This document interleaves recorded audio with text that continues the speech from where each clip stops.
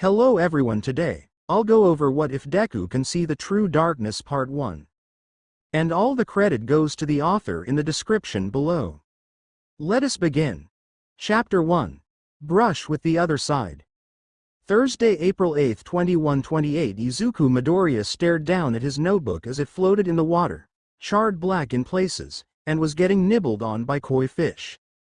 Hero analysis for the future number 13 was written across the front in black marker. Alright, that's enough, he muttered as he picked his notebook up out of the water, the fish scattering and swimming away. Damn it, he swore as he flipped through the soaked and charred pages. Thankfully most of the information inside was intact, so he wouldn't need to spend much time rewriting it all. Keeping his head down, he started his walk home, the sun shining in the bright blue sky and the wind brushing gently through the trees. It was a beautiful day, marred in the reminder that Izuku's dream was unobtainable due to a matter of birth. He had no quirk, no special power or ability that 80% of people nowadays had. He had nothing to make him stand out except the absence of anything special. He thought that he was ordinary at best, compared to people whose quirks were honestly no big deal and undesirable at worst. But Izuku was wrong. It was far more terrible that the man following behind him found him desirable in his quirklessness. The man made sure to keep far behind Izuku, walking slowly and looking down at his phone to appear uninterested in his surroundings. But every so often his eyes would flick up and stare at the back of Izuku's head, burrowing past his green hair into his skull. So much hardship, all due to a cruel twist of fate. The man thought, tearing his eyes away, the color fading from a twisting and sickly green into a natural deep brown. But that will be over soon. He sped up his walking and put his phone away. He then began to mutter words that stilled the air as soon as they left his mouth, and from the same pocket he put his phone pulled out a syringe, filled with a clear liquid. Izuku walked on, unaware of all of this, until he noticed that his legs began to drag as if weighed down by something. What? He thought as he tried to take another step forward, only for his foot to get an inch off the ground and then freeze there. What's happening? He panicked as he tried to turn his head, only to find it also locked in place. A quick attempt to move any part of his body revealed that he was completely frozen in place. Even his eyes were locked in place, staring at his feet and shadow. Ga Kenop wwwurk yug verga Kenop wwwurk yug verga Kenop wwwurk yug. A man's voice came up from behind him, and Izuku saw a shadow come up from behind his right side. It walked around to his front and stopped there. Verga Kenop wwwurk yug. Hello, Izuku-kun, the man said as he finished droning the words that felt wrong to Izuku somehow, making his paralyzed skin crawl. The shadow's hands moved and a long thin piece of plastic fell at his feet. Now don't worry none, the man said as he moved forward, and sharp pain erupted in Izuku's neck. I'm going to introduce you to someone who loves quirkless people like us. Izuku's vision began to swim and the shadows on the ground twisted into mocking shapes as he lost consciousness standing up. The hunter stared up at the hound turning slowly in the air, the noose tight around his neck. He tore his eyes away from the dead man and looked down at the folded paper below his hanging feet, next to the kicked-over stool. Bending to pick it up, he unfolded it and read the two sentences. I'm sorry, the truth is too much for you, you mean? The hunter thinks as he tore the note to tiny shreds as he stood back up and glared at the corpse. 5 months in and you already retire. He didn't spend long searching the hound's apartment, not wanting to be around when the kicked-in door drew attention. But he quickly found the dead man's pistol, stash of ammunition, and journal. The pistol and ammo he pockets and wastes no time ripping out some pages, stuffing them into a wastebasket, and then using his lighter to burn all of it. Now with a fire burning on top of the kicked-in door, he fled the apartment, not looking back as he walked down the stairs and out onto the streets. Not stopping, he walked down the deserted city street, the sun slowly setting and turning the sky orange against the steel skyscrapers. Once he was far enough away, he pulled out his cell phone and called one of the few numbers in his contacts. The hound retired, he said when his call was answered. Any changes? Word just came in about a missing boy, been gone since yesterday afternoon. The entertainer answered, her tone apparently unsurprised or uncaring about the hound. Same as the others, he's between the ages of 13 to 16 and quirkless. If he's a virgin, then that's 3 for 3. The hunter continues as he reaches the car he uses for these things, parked in the street. When's the ritual time again? He asks as he opens it and sits behind the driver's wheel. He opens the glove compartment, throwing the hound's pistol inside, and slams it shut. Sunrise after a night with a waxing gibbous moon. The entertainer answered. Last night was a first quarter moon, so you got until morning. You got a lead? I got several. He answers as he leans back to look into the back seat of his car where a duffel bag sits. He pulls it towards him with his free hand and unzips it to look at the shotgun, the many shells he took with him, and large hunting knife inside. Can you handle it by yourself? The entertainer asked, an actual touch of concern in her tone. The robber can be therein? No, he snapped, zipping the duffel bag shut. I'm good. I'll call you when the job is done or it's too late. He hung up before she could answer and tossed his phone into the front passenger's seat. Taking a moment to sigh, he pulls out a pack of cigarettes and lights one, rolling down the window to blow the smoke outside. All right, he thinks, pulling out a notepad out of his breast pocket. First one. He flips open the notepad and looks at the 5 addresses listed on it, all of them scattered across the city. Finding the nearest one, the hunter flips it closed, buckles his seatbelt, starts the car, and pulls into the street to start his side job. Friday, April 9, 2128. Izuku woke up once again looking at the ground, although this time he was not standing but kneeling with his head down. Where am I? He thought as he came to, his vision swimming back into place. It took a moment for his eyes to adjust to the darkness, but when they did, he found his blood going cold. There were chains hooked to cuffs on his hands, ankles, and neck, keeping him in place on the concrete floor.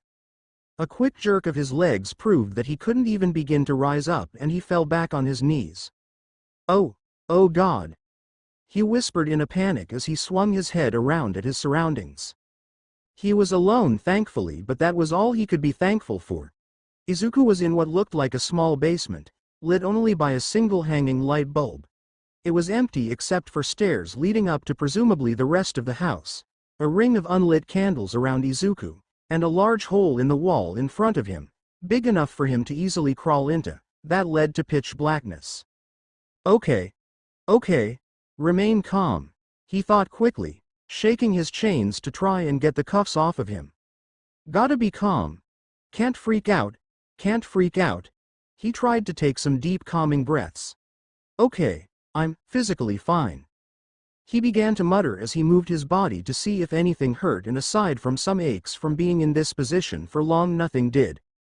I'm still dressed in my uniform, even my shoes are still on. Was I kidnapped by a villain? Izuku muttered as he tried to figure why this had all happened. I remember, freezing in place. Was it a paralysis or petrification quirk? But his memories strained as he tried to remember what his shadowy kidnapper had said. He said that he was going to introduce me to someone who loves quirkless people like us. I've never heard of a quirkless villain before. Just like there were no quirkless heroes, his mind felt the need to remind him of. How did he hold me in place to drug me if he had no quirk? Izuku remembered the sharp pain in his neck that preceded his unconsciousness. How did he know my name? Has he been stalking me? The empty basement offered no answers, and so he continued to kneel there, trying to figure out what had happened. If he did have a quirk, how would it have worked? He muttered, having a new problem to take his mind off of his inability to escape his shackles. The easiest answer is that it works just by looking at someone with continued focus, maintaining the effect. But I didn't freeze instantly, I slowed down a bit before it took effect. Maybe it needs a few seconds before working. He continued to mutter as he shifted uncomfortably. And, what were those words he was saying? The memory of the words caused goosebumps, the way that they felt wrong to his ears, and the air got stiller as the man saying them got closer and closer. Vir Verga Kenny Kennup. He tried to repronounce the words he had heard, a shiver running up his back when he got the first one right, and the air coming from his mouth starting to still when he made the second. It's Verga Kennup wwwurk yug, with a pause between Kenop and WWWURK. A familiar voice behind Izuku spoke and the boys whipped around as much as the chain allowed to look at his kidnapper.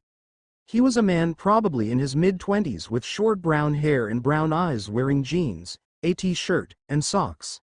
He smiled down at the teenage boy chained to his floor.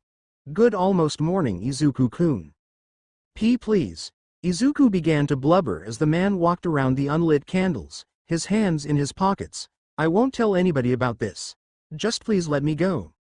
"Oh, we both know that won't happen," the man said as he pulled a book of matches from his pocket and pulled one out. "Just like it didn't with the other three." He smiled as he struck a match and kneeled down to light the first candle. "I was a lot like you, Izuku-kun," he said as he moved to the next candle. "Wanting so desperately to be a hero, to just have a quirk really so I can fit with everyone else." Although, he chuckled as he moved on to the third candle, "the bullying was not as bad as yours." "Have you been stalking me?" Izuku whispered as he shrank away from the man continued to circle him and light the candles. "No, I saw you for the first time today when you walked home from school. But," he smiled and looked Izuku in the eyes, "I got a gift." His eyes shifted from brown to a sickly green and then back again just as fast. "Why, you said that you didn't have a quirk," Izuku shouted, the man now halfway done lighting the candles. "And I don't, it's a gift," the man answered calmly. "From my master, who," he lit the last candle and then backed away from the circle, "will be here shortly." He then walked back up the stairs to the light switch and flicked it off, plunging the room into the soft orange glow of the candles around Izuku. The man then walked back down the stairs and stood behind Izuku outside of the circle. "You can look forward or keep your eyes closed, it makes no difference to him." Before Izuku could ask what the man was talking about, he began to do something between a chant and a drone. He made a horrible noise that made Izuku's teeth itch and his skin crawl like never before. He would have cried out and begged the man to stop if the candle lights hadn't changed color. The flames flickered from yellow to green for a few moments before all shifting over to green permanently, and the smoke rising up from them increased and swayed in the air around the circle. Izuku was speechless as he watched this, the smoke trails beginning to join and flow together to make a spinning ring above the circle of candles. And deep within the hole in the wall, in the pitch-black tunnel far beyond the candle light, over the droning chant of the man came a rumble. It was a growl that was low, dark, and sounded very hungry. The hunter pulled his car in front of the shitty one-story house in one of the worst neighborhoods in the city. He flipped open his notebook, crossed out the fourth address on the list, and then flipped it closed again. He leaned back in his seat and sighed, the early morning light starting to come up in the east. Last chance, the hunter thought. If this isn't it, we'll have to wait until he takes another kid. At least we'll have his address by that point. Opening his eyes, he unbuckled his seatbelt and reached into the backseat for the duffel bag. Unzipping it, he pulled out the shotgun for the fourth time that night, the hound's pistol in one of his pockets, and the hunting knife strapped to his leg. Quickly eyeing the street to make sure that the coast was clear, he opened the car door and rushed to the house's front door, shotgun clutched firmly in both hands. Crossing the lawn quickly, he paused at the front door and pointed the shotgun at the lock, firing twice before backing off to kick the door open. He brought the shotgun against his shoulder and proceeded inside the small house, carefully checking the living room on his right and the kitchen attached to it before proceeding down the hall. Both rooms were empty, but the hunter felt a familiar tingle on his skin. Magic was in the air. This was the place. He had to hurry. The hallway only had 2 doors, and the one on the end was an empty bedroom with bathroom attached. The closed one in the middle, however, was a laundry room with another door. The feeling of magic got stronger as he approached, and he knew he had the room. Breathing deeply, he flung the door open and charged down the steps, shotgun at the ready. The room was dark, but he saw a teenage boy chained to the floor in a circle of green flame candles and circling smoke before a large hole in the wall. The boy was wearing a middle schooler's uniform and looked like he had green hair and eyes and looked like he was about ready to shit himself as he twisted himself to look at the hunter. Under the stairs. The kid cried out. "He's und." Getting his warning and hearing the lunge from behind him as he reached the bottom of the stairs, the hunter swung around in time to smash the butt of the shotgun against the man's face. The man went sprawling against the stairs and was about to get up before the hunter brought the muzzle of the shotgun against his forehead. Veer. The man tried to speak before the hunter pulled the trigger and splattered half of the man's head all over the stairs and basement floor.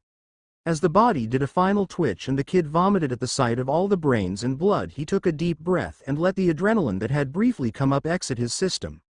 Looking over at the kid, who was still puking his guts out onto his pants, he walked back up the stairs to hit the light switch and turn the single light back on. Should have hit that on the way down, he thought to himself. Getting sloppy, he made his way back down and walked up to the kid, who was done vomiting and was now just spitting up what was left in his mouth.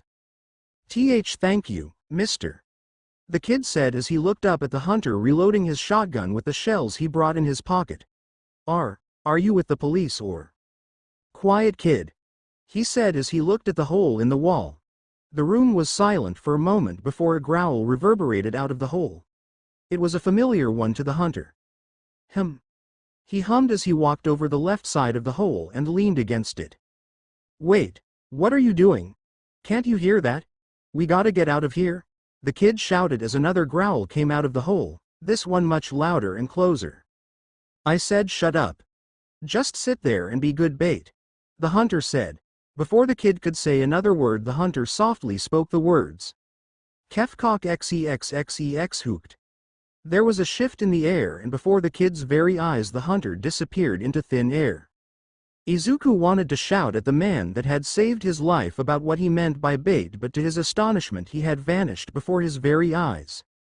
A man in his mid-40s with brown eyes and short black hair, dressed in plain brown pants, white button-down shirt, and boots with a shotgun had blinked out of existence in front of him.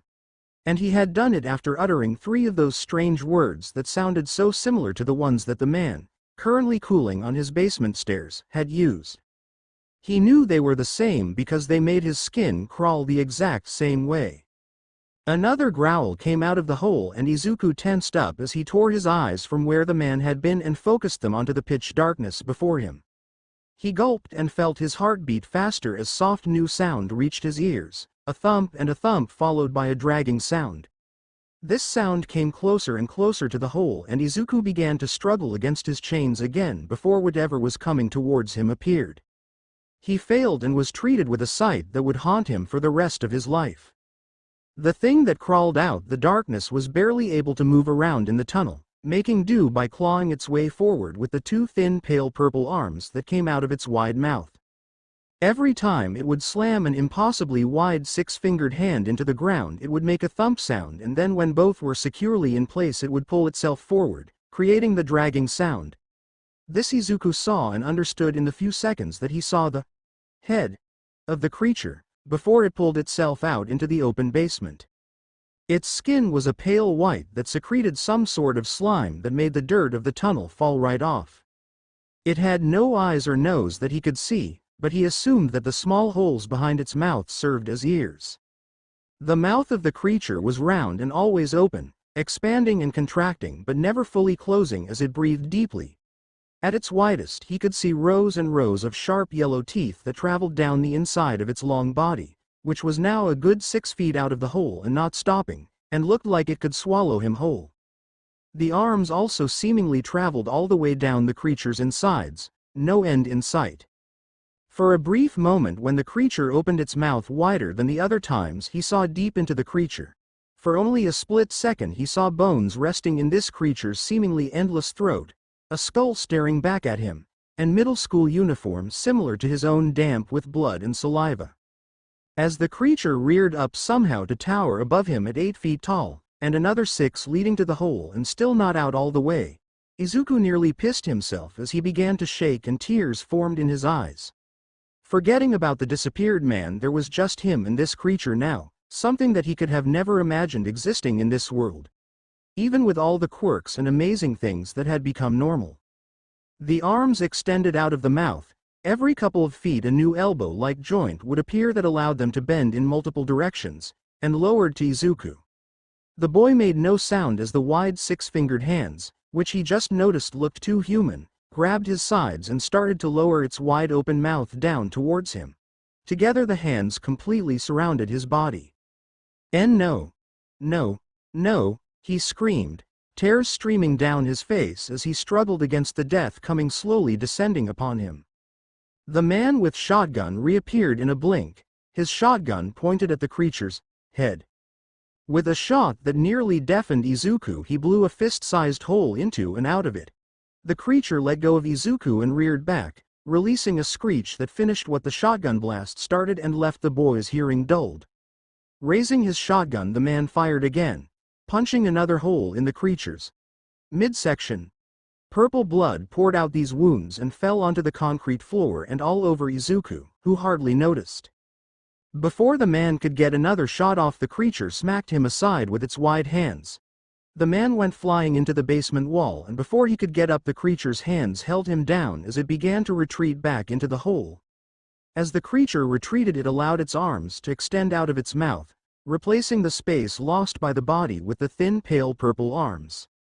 "Kefkok xexxex hooped," the man said as the hands began to crush him and he once again blinked out of existence. The hands of the creature continued to press down onto thin air for a few seconds before they suddenly fell to the concrete floor. The hands searched around for the man and the creature stopped retreating back into the hole. Seemingly confused, the creature moved its head to look where the man had been, only for the man to reappear in a blink with his shotgun's muzzle nearly pressed against the creature's left ear hole. He fired again and punched another hole through the creature that sent it thrashing around.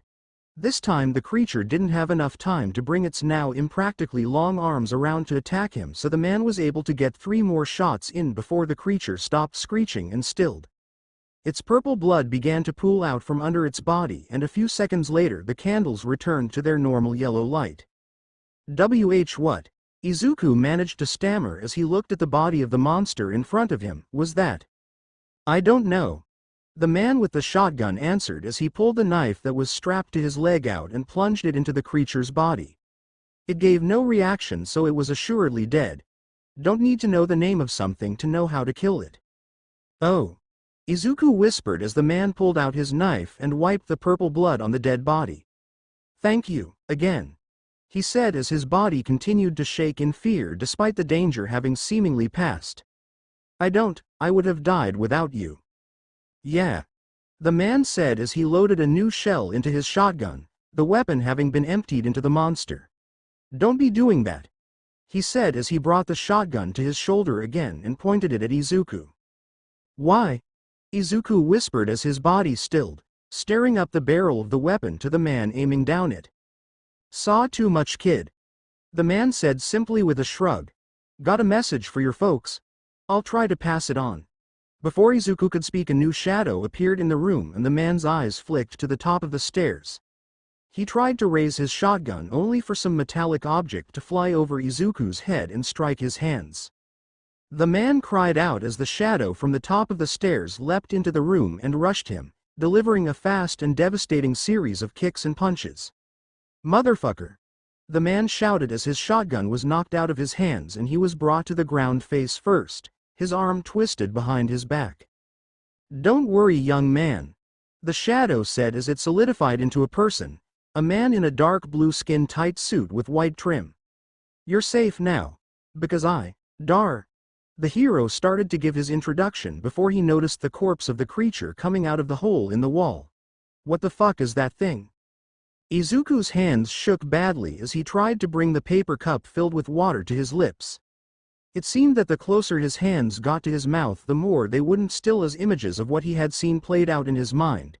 He sat at a table in an interrogation room in some police station, having been brought there after the paramedics made sure that there were no apparent injuries on him. "Why has no one come to talk to me yet?" he wondered. The hero that had rescued him, Darkfighter, a D-lister who just got a pretty big fan, hadn't really listened to his babbling after he freed him and had focused on the man with the shotgun. That didn't get Darkfighter anywhere. When the police arrived, he was told that he'd be making his statement at the station with the proper authorities, and then he was handed off to the paramedics and then pushed into a patrol car.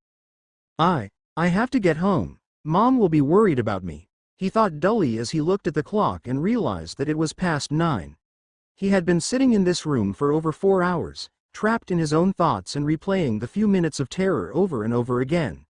He was about to try rising up out of his seat when the door opened and 2 nearly identical men entered. "Ah, Mr. Midoriya, we apologize for the wait," said the man in the black suit and tie on the right. "Yes, traffic was deplorable. Villains, you see," said the almost identical man in the black suit and tie on the left. Both of them had shaved heads and wore large sunglasses that completely covered their eyes, and they had matching smiles as they sat down in front of him and placed their briefcases on the table. "We are federal agents from the government, Mr. Midoriya," said Right as he opened his briefcase. "It is imperative that you tell us everything you saw this morning," said Left as his briefcase remained closed. "Shouldn't I start from the beginning? When I got kidnapped yesterday?" Izuku asked, confused. In all the shows and stories they always asked people to start at the beginning to get the events in order. "Ah, yes, of course," Right said, and his smile dipped a little. "From the beginning, tell us of your capture," Left said, his smile not changing and breaking the identicalness with his partner. "I was walking home from school. I took the same route that I always do. But this time, before I reached the tunnel, I just stopped." Izuku began to retell his experience from over half a day ago. "I just stayed in place, mid-step. And then a man came up from behind me, saying some words." He shuddered as he remembered. "Don't worry about the details, Mr. Midoriya," Right waved. "Yes, just tell us what happened. A dead man's words are of little value," Left agreed. Okay," Izuku said, unsure about what was happening. Why wouldn't they want to know what the man that had kidnapped him had said? "When he came up to me he injected me with something and I blacked out. Then I woke up in his basement." He began to shake as he neared the memories of the creature. He lit some candles and then did this chant thing, and then the man with the shotgun appeared. "The vigilante." Right sneered at the mention. "Worse than a villain." Left agreed with a matching sneer, making them identical again. "How?" Izuku asked, and he guessed that they blinked behind the sunglasses. "How is being a vigilante worse than being a villain?" "Both defy the authority of the government," Right answered. "But vigilantes think they have a better way, that they are in the right," Left growled. "There is no way other than the government's way," Right continued, breaking the pattern of them only speaking once. "But villains only want to hurt people. Vigilantes try to," he was about to say, "help people," until the memory of the man that had saved him pointing his shotgun at his head came roaring up. "Continue with your story, Mr. Midoriya," Left said. "After the man with the shotgun showed up he killed the man that had kidnapped me. Then he told me to be quiet and he disappeared." He looked for any kind of surprise on their faces or questions, but they merely stared at him from behind their sunglasses. After he did that, the shaking was back now. Something came out of the hole in the basement wall. It was a worm-like thing with no eyes or nose and a mouth that never closed and had arms coming out of it. As soon as he began describing the creature, it all came tumbling out of his mouth. "Ah, yes, a small deep tunneler." Right nodded with a smile. "As expected." Left agreed, smiling as well. "A what?" Izuku asked. "A deep tunneler. That's what it's called." "Did they also say that it was a small one? It never got its body all the way out of the hole?" "Yes." Right answered.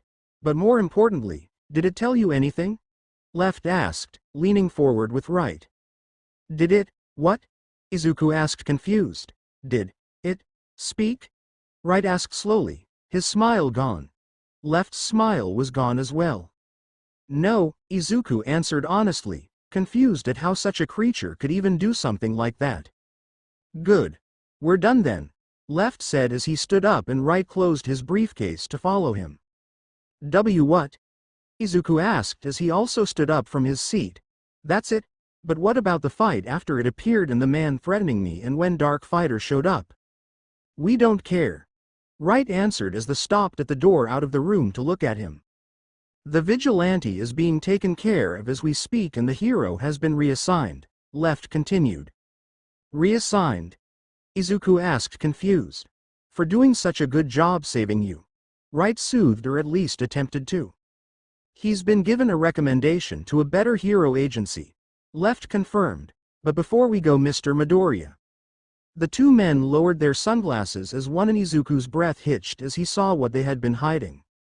Where their eyeballs should have been were miniature balls of light, like tiny suns. They spun around inside of the fleshy eye sockets, giving off faint yellow light. But every now and then they would turn sickly green for a brief moment. It would be a good idea to not speak about what occurred this morning, outside of the basic details of you being captured and rescued.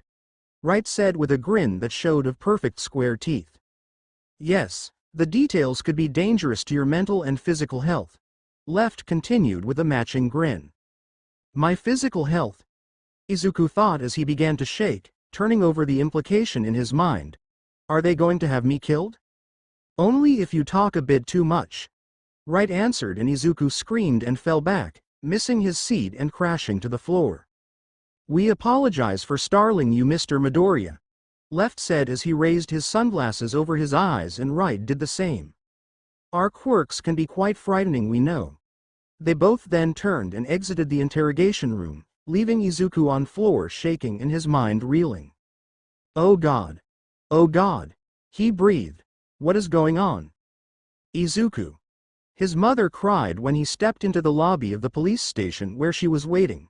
She rushed and nearly crashed into him when she ran to hug him and confirm that he was safe. He wrapped his arms around her as she cried happily into his chest. The police had let him go easily enough, and soon they were on their way home, his mother trying her best to cheer him up with plans to cook his favorite food for lunch and dinner, and he didn't have to go back to school until he was ready. Izuku did his best to try and reassure his mother that he was all right, never daring to go into detail about what happened, and his mother didn't ask.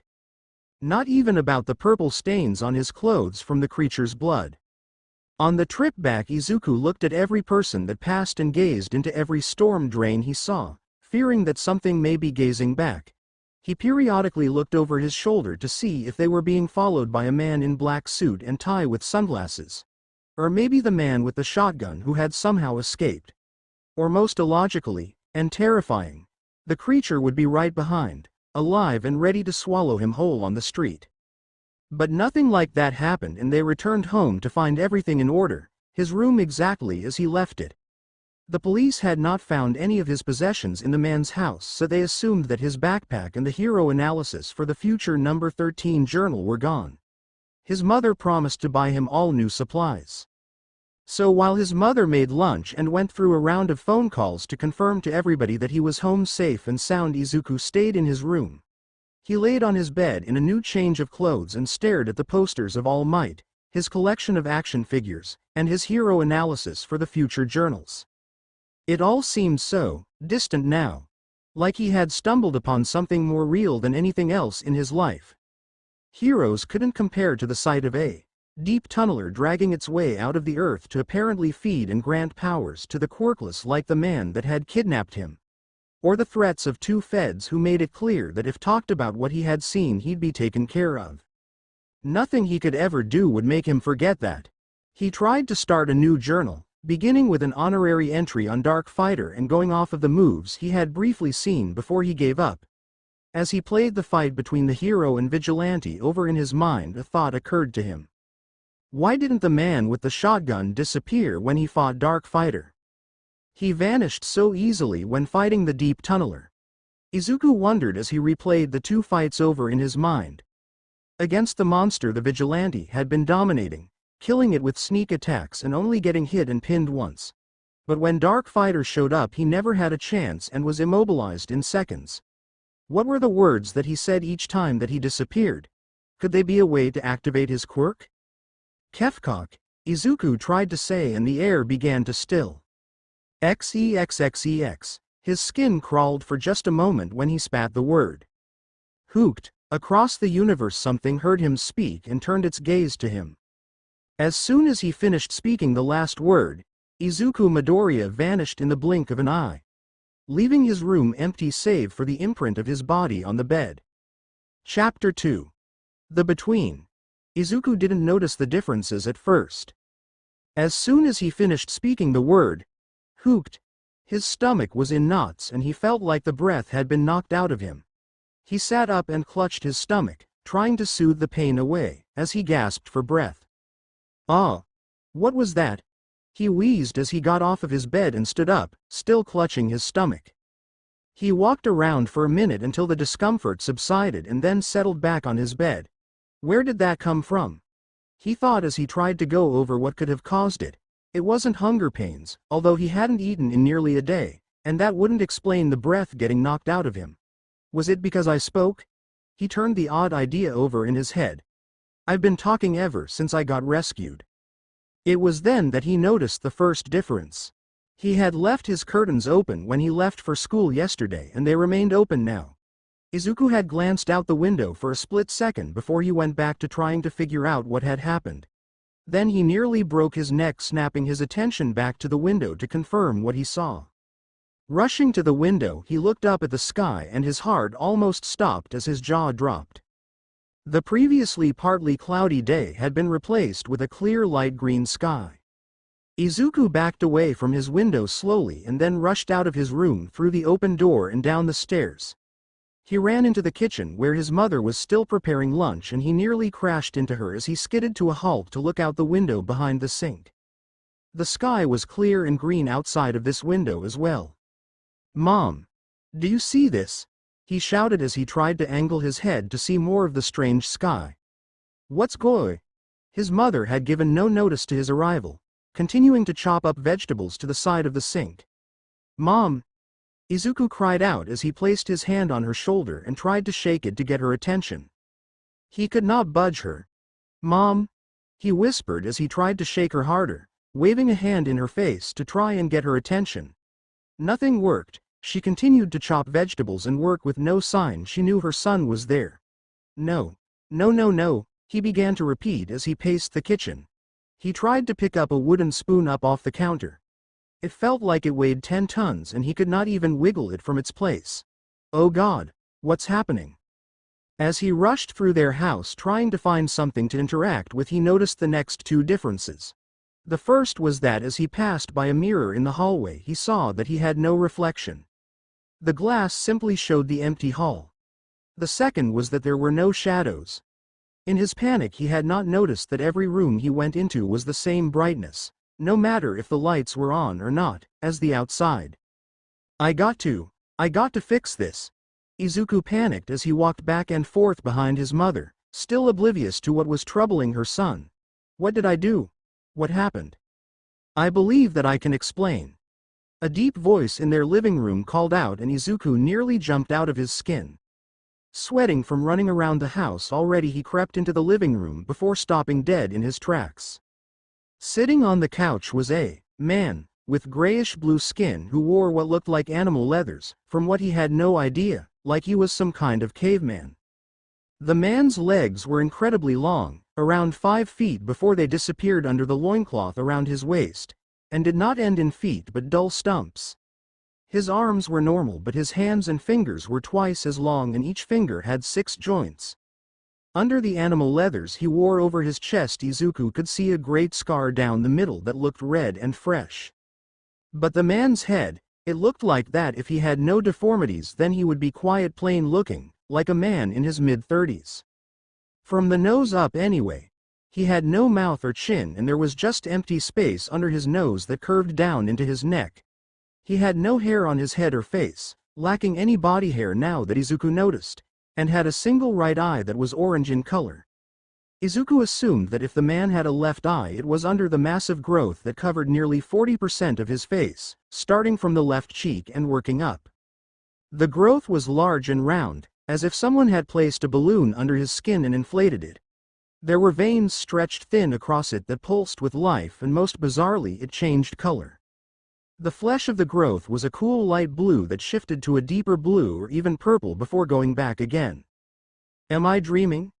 Izuku whispered as he started at the man sitting on his couch, relaxed as could be. That's a question you should have asked a long time ago. And no, the man answered with no mouth to speak with as he gestured to an empty spot on the couch. Sit, child, we must talk. With feet like lead, Izuku walked over to the couch and shook as he sat down next to the strange man. "Do not tremble, child, I'm not here to hurt you." Who are you? Izuku asked as he tried to look at him only to turn away when he saw the single orange eye. "I am an avatar, the personification of the will of a god."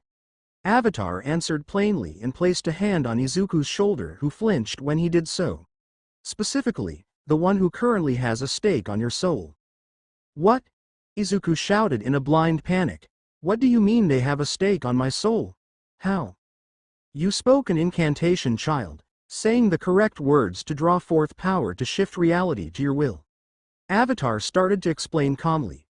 "It was my creator's power that you drew from, and as such they have deemed your soul theirs upon your death. You have a debt to pay now, child."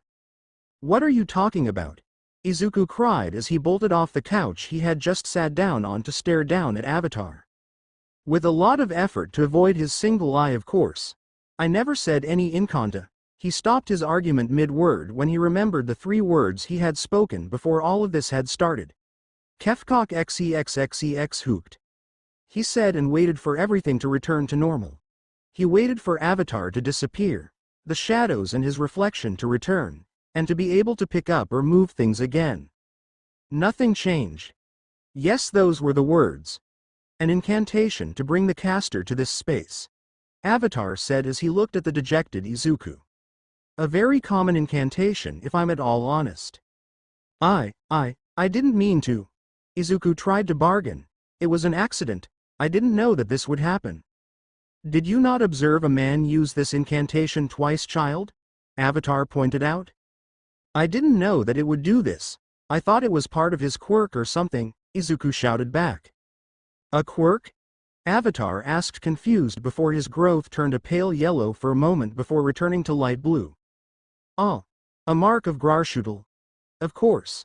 Before Izuku could ask what the name he called quirks by meant, Avatar stood up. "Follow me, child." Given his height, with legs 5 feet long and a torso that was a bit long, putting him at 10 feet, Izuku expected Avatar to smash his head into the ceiling. Instead, the strange man passed through it and stood at his full height, walking forward as if it were nothing. Intangibility. Izuku wondered as Avatar walked through the wall and outside, leaving him alone in the living room. After a moment he followed after him, going to the front door. Here he encountered the problem that he could not even turn the doorknob as it felt like it weighed as much as the house.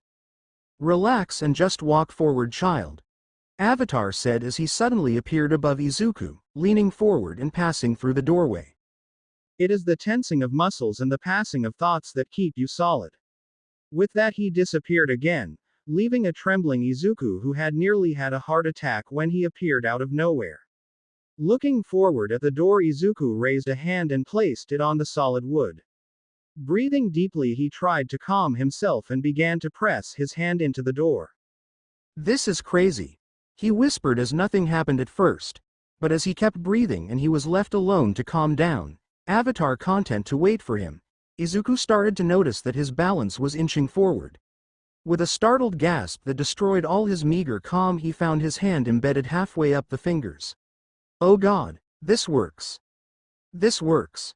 He felt no pain or discomfort from this. The only sensation was that his hand was stuck and he felt wood when he tried to move it. Resuming his breathing, he slowly progressed through the front door. First he got his entire hand into the door itself, then his wrist, and then he felt his hand reach the other side. By the time his mother walked into the living room and turned the television on, he was up to his elbow. For some terrifying moments he wondered how he was going to breathe when his mouth and nose was inside the door. This was how he discovered the next difference in this space, as Avatar had called it. He did not need to breathe. All his calming breaths did nothing, as when he tested how long he could hold his breath, to try and push his head through the door in that time, he noticed that his lungs did not start to burn. The wind getting knocked out of him when he first cast the incantation had been the only time he had been out of breath, even with his shouting. So with his eyes closed shut, Izuku eventually managed to push himself through the front door and step out into his front yard. And it only took him 10 minutes to do so. "That took you a while," Avatar said, standing on the sidewalk looking as odd as he did sitting on the couch.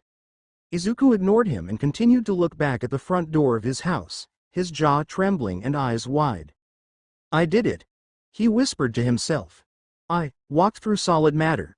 Like I had an intangibility quirk. He shouted, a wide smile breaking out across his face. This is amazing. This is incredible. His elation was cut short as he turned to look at Avatar, and his gaze swept up to the light green sky where for the first time he could stare straight up. How? Directly above him was a planet with 3 orbiting moons. It had pale purple landmasses and red oceans with yellow ice caps. Behind it was a green planet that looked like it had been cracked open, its molten core exposed to the great green void all around. Behind that was a red gas giant that made the other planets seem so small, with a dozen moons orbiting around it.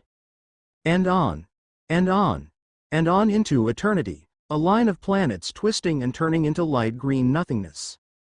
Where? Izuku gasped, even though he didn't need to. Where am I?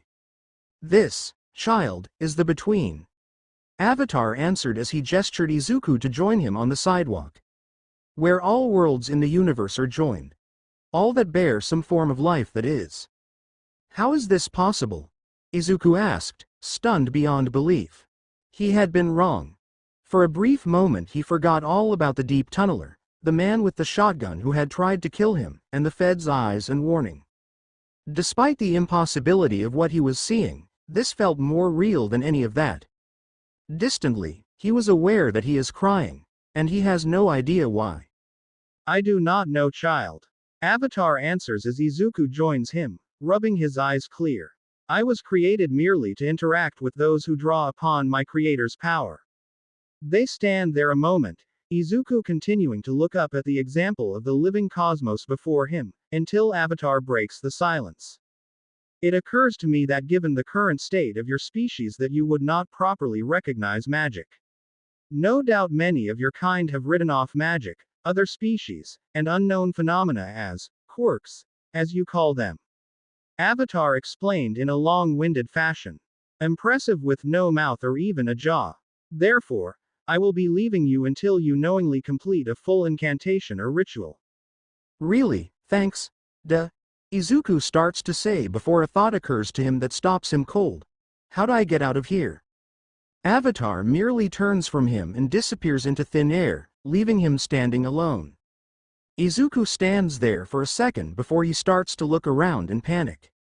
His street seemed to be normal, he can even see some of his neighbors going about their daily business, but he already knows that there is no way to interact with anything. And passing through objects is a slow endeavor, so he was essentially stuck outside unless he could find an open door. Until I knowingly complete a full incantation or ritual, Izuku repeated as he stared up at the long string of planets. He couldn't be sure, but he thought he recognized Pluto. I could use the one that brought me here, but then I'd be forfeiting my soul to whoever made that guy. And, didn't I repeat it in the living room? Nothing happened then, he wondered. Wait, he said that was an incantation to bring the caster here. He never said anything about it bringing them back. Izuku realized with a fright as he started to pace on the sidewalk. But if it did just bring me here, wouldn't that make it a full incantation? Then why didn't the time that said it in the living room count as knowingly doing it? I knew that it was magic by that point and that he wanted my soul. There was a skittering sound to his left.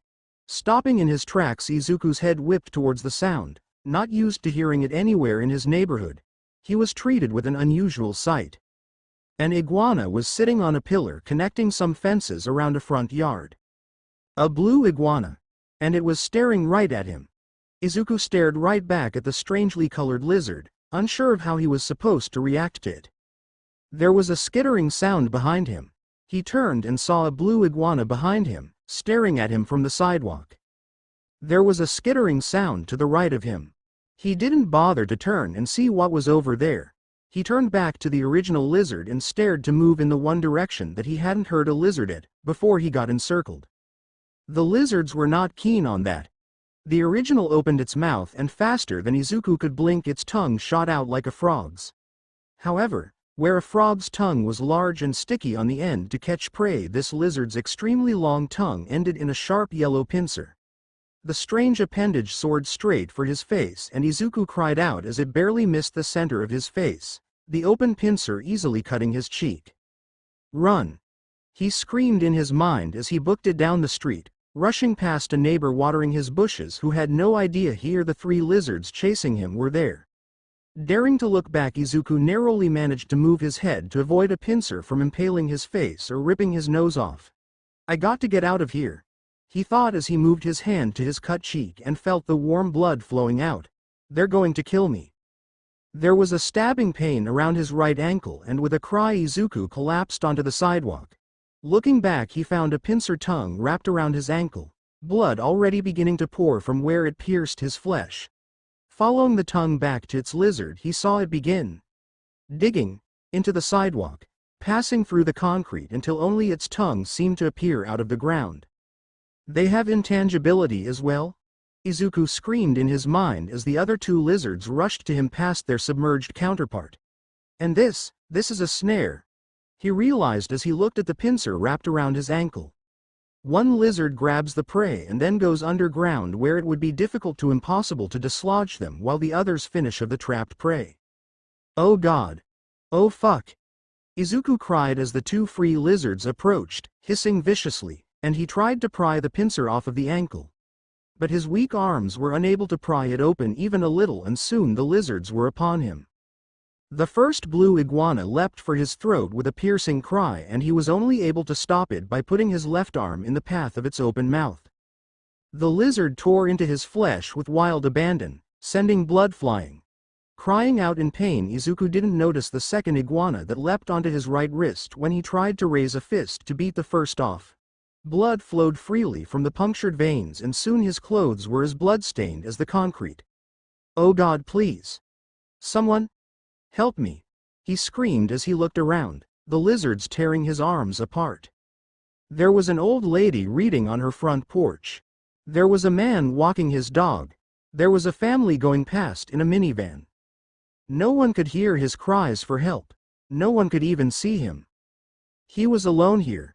If he died, then no one would ever know. Just like with the deep tunneler. And no, Izuku screamed, not in pain but in anger. He brought his left arm down hard on the ground, putting the lizard biting it against the concrete hard. The blue iguana let go for a brief moment and that was all he needed. He moved his left hand as fast as he could to the iguana chewing his right wrist and grabbed its head, jamming his fingers into its eyes. Hopped up on anger and adrenaline, he managed to squeeze hard enough its eyes popped, covering his fingers in milky fluid. The lizard screeched in pain and let go of his wrist to skitter away, but before he could grab his bleeding wrist to stop the flow of blood, the iguana that was his left arm renewed its attack. It latched onto his left arm again and in return Izuku smashed down on the ground again and again.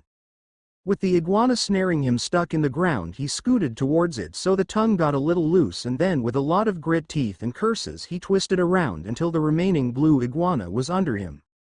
Then, planting a free foot on its body, he pried it off his arm, sending a new shower of blood to soak the ground. Standing there, bleeding from his arms and ankles, Izuku looked down at the lizard trapped under his foot trying to claw to get away. His blood and flesh was on its teeth. He brought his foot up and then immediately down again, stomping the blue iguana. And then he did it again. And again. He did it until there was a satisfying crunch and it stopped moving, its pincer tongue falling out of its mouth. With the immediate danger out of the way, minus the pincer still wrapped around his ankle, Izuku began to feel the effects of his wounds and began to sway. Got to stop the blood loss, he thought as he struggled to take his shirt off. He clumsily wrapped it around his right wrist, the part that was bleeding the most, and then fell back onto the bloody sidewalk. He didn't really care that his hands were in a pool of his own blood or the dead iguana lying between them. I can't handle this. That was just 2 lizards, he thought as he looked at the pincer still around his ankle, then the shirt wrapped around his wrist. It was quickly becoming drenched with blood. He could smell it so clearly. And there's no telling what else is here, in this space. Izuku looked up at the string of planets above him stretching off into the abyss. Before it had inspired in him some sense of wonder, thinking about what fantastical things could be there. Now they filled with dread and terror, thinking about what horrible things could be waiting there. That is wisdom speaking, child. Avatar said as he appeared beside him, bringing his stump foot down on the tongue holding him. It broke in half as if it were nothing, and the iguana quickly climbed out of the ground and fled, leaving a trail of yellow blood behind. The incantation that brought me here, it's incomplete, isn't it? Izuku said as his head swooned. I need the return words. I only heard one half of it. Correct. Avatar said as he kneeled next to him. Would you like the words, child? You have lost a lot of this fluid you need. Izuku closed his eyes and tried to take deep breaths that he tried to remind himself he didn't need here. If he accepted, then his soul would belong to whatever God had created Avatar, free to do with it what it wished when he died. But if he refused, then he would die here. There was no way around it. He doubted that blue iguanas were the top of the food chain around here. What do I have to do? Are there any conditions? He asked, pushing the amount of time he had with this much lost blood. Just one. Avatar said and placed a comforting hand on his shoulder. My creator is an old god. And old gods only accept one tribute, sacrifice. He let the words sink in as Izuku's vision swam more. It won't be much, not yet, not until you ask for more spells. Why would I do that? Izuku asked harshly. Nothing good has come of this one. Oh child, Avatar said, no one ever stops at just one. Would you like the words now? You haven't got much time. Yes. Izuku whispered and damned his soul. Very well, Avatar said, sounding incredibly pleased, his growth turning pink for a moment. UFG cast WLOFGH. Your sacrifice shall be a living creature a quarter your weight, every season during a night with the first quarter moon. Slit its throat in a circle of lit candles. That is all. Avatar stood and looked down at Izuku, bleeding and pitiable. Failure will see the hounds unleashed upon you and all who you love. Goodbye, sorcerer. And with that, Avatar disappeared into thin air. UFG cast WLOFGH. Izuku spoke to himself. And with that, Izuku disappeared into thin air. Izuku reappeared on his world in the same manner as when he disappeared from his bedroom. However, it was with a lot more fanfare. He was noticed almost immediately, and people rushed to see what was wrong with him, and calls for an ambulance were made. They sickened at the amount of blood in his wounds and wondered what had happened and how nobody had noticed. Izuku did not pay attention to them though, his attention was focused on one thing. The dead stomped on blue iguana that had been laying near him. It had come with him. I can go there and back. He thought as people helped him into a sitting position away from all of the blood on the ground he had brought with him. But they can come with me. He realized looking at the lizard's dead body, people already poking it and its strange tongue. They probably don't even need me to come over. He thought about how no one had seen him screaming as they ate him in their world. Had he done the same? Walked by someone being killed by a monster he could not see or hear? Can they pull people over to their side? He wondered as he heard sirens approach. If so, then there'd be no way for those people to escape that world or others like it. They'd be completely alone and at the mercy of those monsters. There'd be no one there to save them, no hero to swoop in and save the day. As he was being loaded onto a stretcher, and his mother came out of the house to see what was going on and screamed his name when she saw him, he saw something in the crowd of onlookers. It was a boy, about 6, wearing an All Might t-shirt. Izuku saw the smiling face of his hero on that shirt and looked to the dead blue iguana, being bagged up by a confused police officer. Between those two things and all the unaware and helpless people he saw, his place. His future. Chapter 3. Mastering the Between. Izuku was honestly astonished that his trip to the hospital and interview with the police went so well. The entire time that he spent there, either in bed resting or being treated by doctors, he expected for the 2 federal agents with the stars for eyes or some random man with a gun to come and kill him. It made him a rather nervous wreck when he wasn't on the painkillers.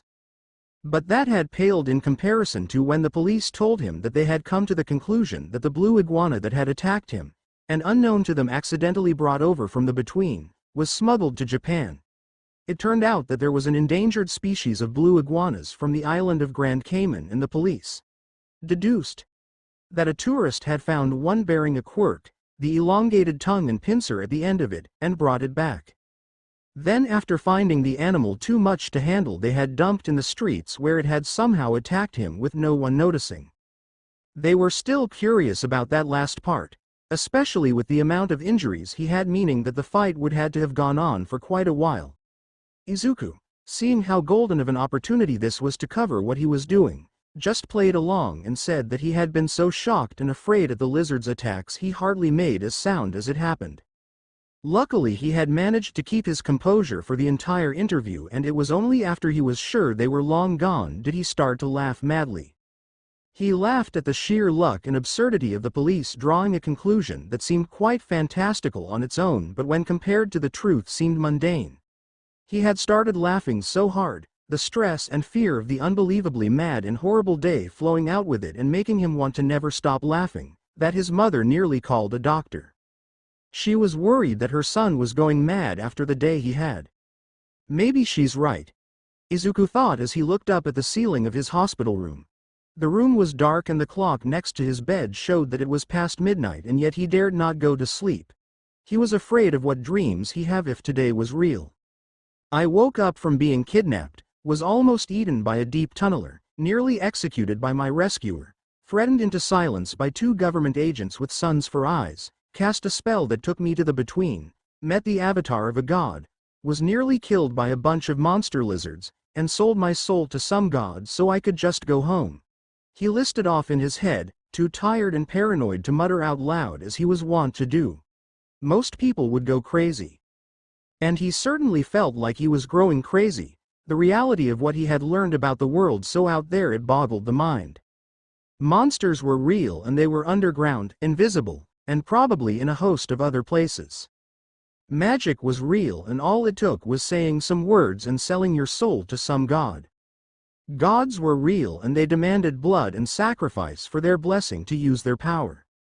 Aliens were real, and there were so many planets populated that they stretched into the abyss of the Between. Other worlds were real and existed on top of or mixed in with ours, invisible but there.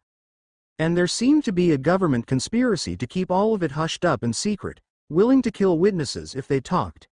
And it seemed some regular people, like the man with the shotgun who had saved him from the deep tunneler, were fighting against it with the same goal in mind. Although they seemed to kill anybody who saw anything, let alone talked about it.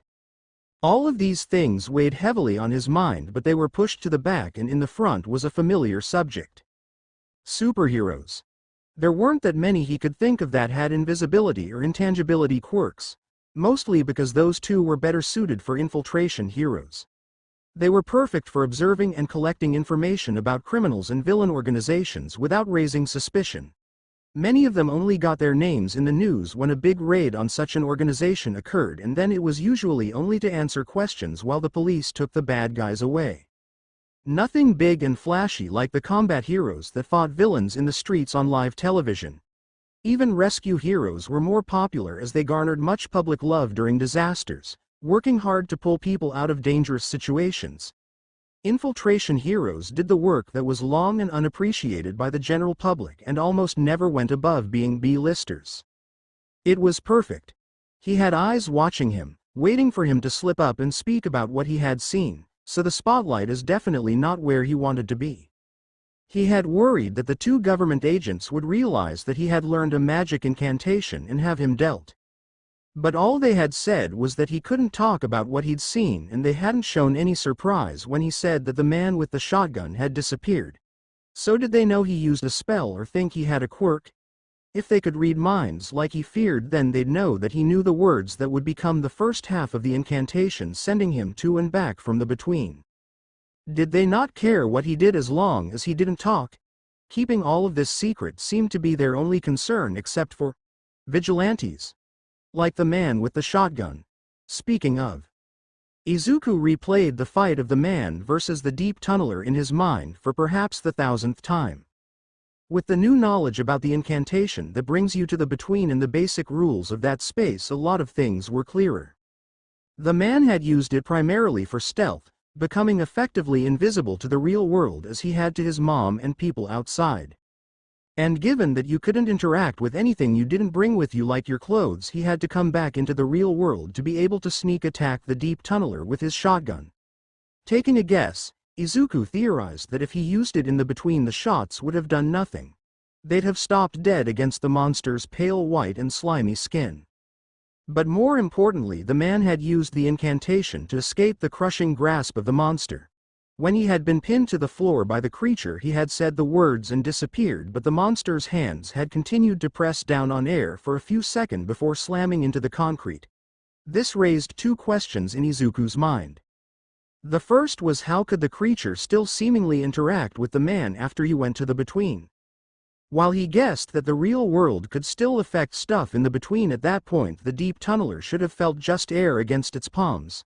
Nothing he did to get his mom's attention had worked when he went over, and he had tried to shake her pretty hard only for her to not budge. But the monster didn't show confusion until the hands hit the concrete and it realized that the man was gone. Could people in the between still be felt by those who touched them when they went over?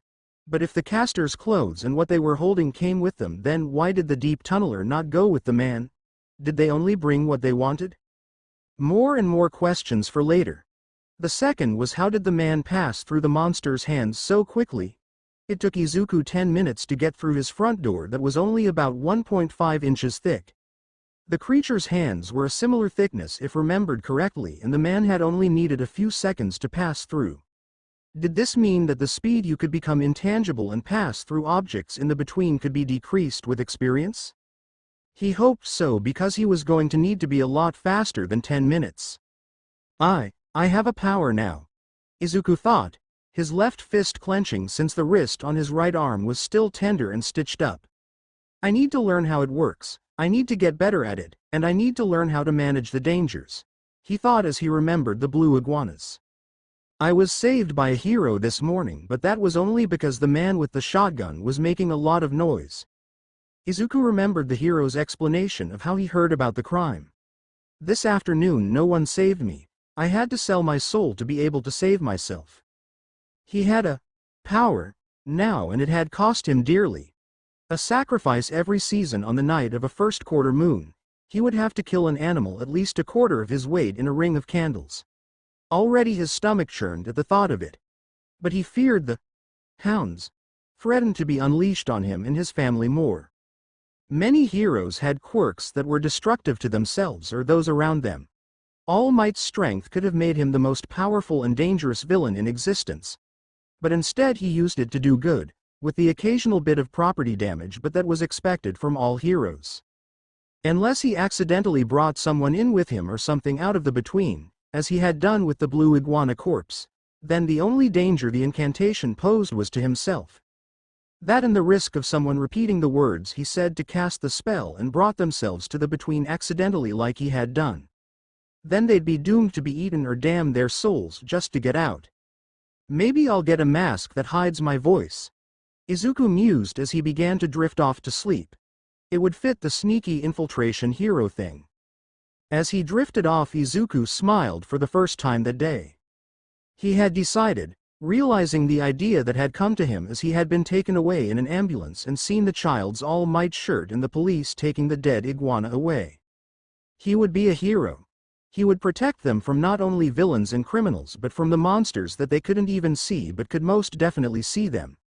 He would fight the monsters that hurt people where he found them, be it dark basements or in their own world. He would save people from being killed by whoever these vigilantes were. He would save them from being murdered just for seeing something that had left them terrified and confused, doing his best to ensure that they wouldn't need to be threatened into silence like the government agents seemed to do. The terrified unfortunates would not find themselves staring down the barrel of a gun from their supposed savior but instead see a smile, even in the face of unimaginable terror and horror. A smile that would let them know that they were saved. And if these heroics got him labeled a vigilante by the government agents because he didn't do things their way. But before he could complete that wondering, he drifted off completely, sleeping soundly with a smile despite the horrible day that he had had. And across the universe, a god listened in and laughed cruelly. Tuesday, April 13, 2128. 300 days until UA entrance exam. Izuku's training to master his new incantation would have to wait until his mother was willing to let him out of her sight. After first nearly losing him to a kidnapping and then him disappearing from their own home only to find him outside and bleeding, she was understandably terrified to let him go too far. So he put off trying anything with the incantation for a few days, instead spending them lounging around their home trying to enjoy his old hobbies. But even as he idly browsed hero news and reread his old comics, his mind turned anxiously to the plans he had and questions he wanted answered. He looked over his old hero analysis for the future journals, scouring them for ideas for tactics that involved invisibility, intangibility, and hero work in general. Finally, after a few days cooped up at home with his mother, she had to go to the grocery store and he was presented with the opportunity to be alone, if only for a short while.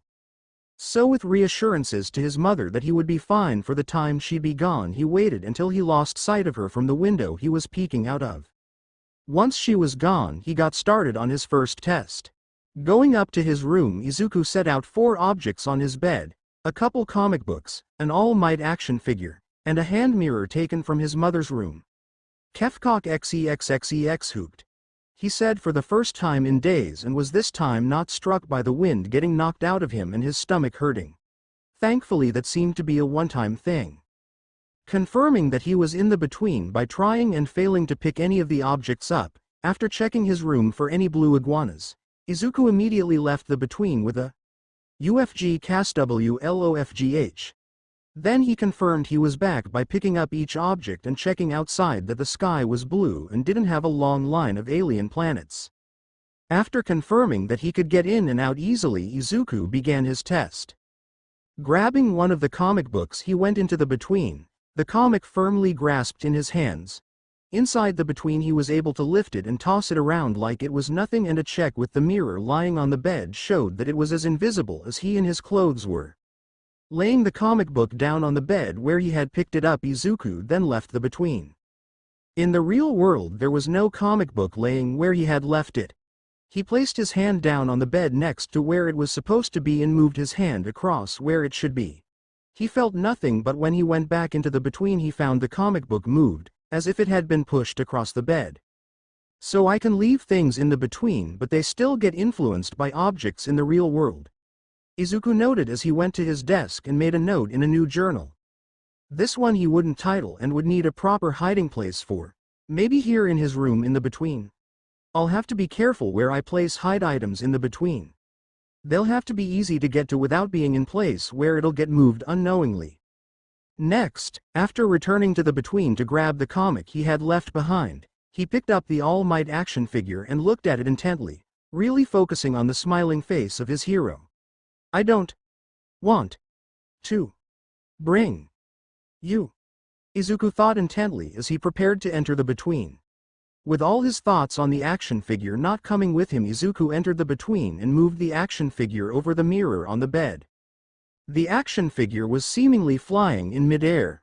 Ha ha ha. Izuku laughed out loud as he swung All Might around in the air, the action figure's reflection showing it twisting and turning with his invisible movements. After he was done making the plastic version of his hero fly around, he set the toy down on his bed, and after confirming that he couldn't pick up any of the comic books or the mirror, he tried to pick up the action figure. It weighed about as much as it did in the real world, and once again in the mirror it was seemingly flying on its own. So I can only affect objects in the real world that I'm touching when I go into the between but don't want to bring with me. And they behave normally, they don't feel impossibly heavy. He noted in the journal when he came out of the between, a smile on his face. This spell was all right when he wasn't being nearly eaten alive by the monsters that lived in the space it took him. I wonder how many things I can leave behind, he thought as he looked down at his clothes. Focusing on all his clothes, his shirt, shorts, underwear, and socks, Izuku once again entered the between holding the mirror out in front of him, also focusing on not bringing it, so he could move it around to look at himself. Initially disappointed to find no floating clothes in the mirror's reflection, he tilted it up and down and found that he had partially succeeded. His right sock was planted on the ground, filled by an invisible foot. Well, it's a start, he said as he came back from the between, He made a special note in his journal after he set the mirror back down on his bed. Clothes test number 1 sock. Right, now I've got something to try and track my progress with, Izuku said as he readied for the final test that he had planned. Taking an eraser off his desk, he went into the between and laid it down on his desk. Coming out of the between, he raised his left hand above where the eraser was in the between and then brought it down onto the desk with a loud slap. He felt nothing, but then again he hadn't expected to after the comic book test, and he raised his hand and found nothing out of the ordinary with it. Going into the between, he found the eraser crushed into a fine pink dust that had spread out from the impact point, desperately trying to place the matter anywhere that wasn't between two impossible to move or stop objects. Note to self: do not let something fall on me, Izuku whispered as he looked at the pink dust, imagining that he'd look much the same if something as simple as a blanket or towel was unknowingly thrown over where he was standing in the between. He shuddered as he imagined watching the blanket slowly descend, forcing him down with its impossible weight until he fell to the ground. But it wouldn't stop there, it would continue falling until it laid flat on the ground, crushing his bones and flesh into a fine mix of red paste that shot out from under the blanket to try and reach any open space. And that wasn't the only threat. What if it rained? Each drop would punch through him like a bullet, tearing him apart slowly or quickly depending on how hard it was raining. Hell, even if a leaf landed on him, that would be it. I have to master the intangibility. Fast. Izuku whispered in his safe empty room, his body shaking in fear when he looked out his window at the outside world. He had been so unbelievably lucky that the first time he went into the between, it had been the lizards that had nearly killed him and not one of the people who couldn't see him or even the weather.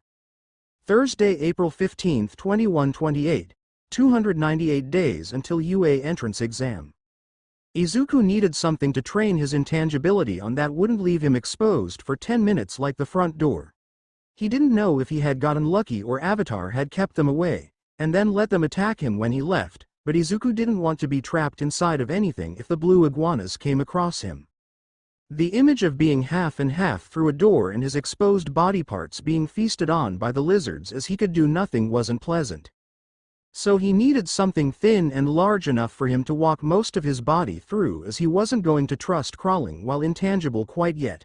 He wasn't sure what kept him from falling through the floor or solid ground the first time he did it, or how the blue iguana that had caught him with its pincer tongue had dug itself into the ground. Those were questions and tests for another time. But Izuku had found the perfect thing to start practicing his intangibility on, and as long as his mom wasn't home or asleep, as she was now, it would be easy to set up and hide. He smoothed the tape above his door that was holding the hanging bath towel in front of the open doorway to his room.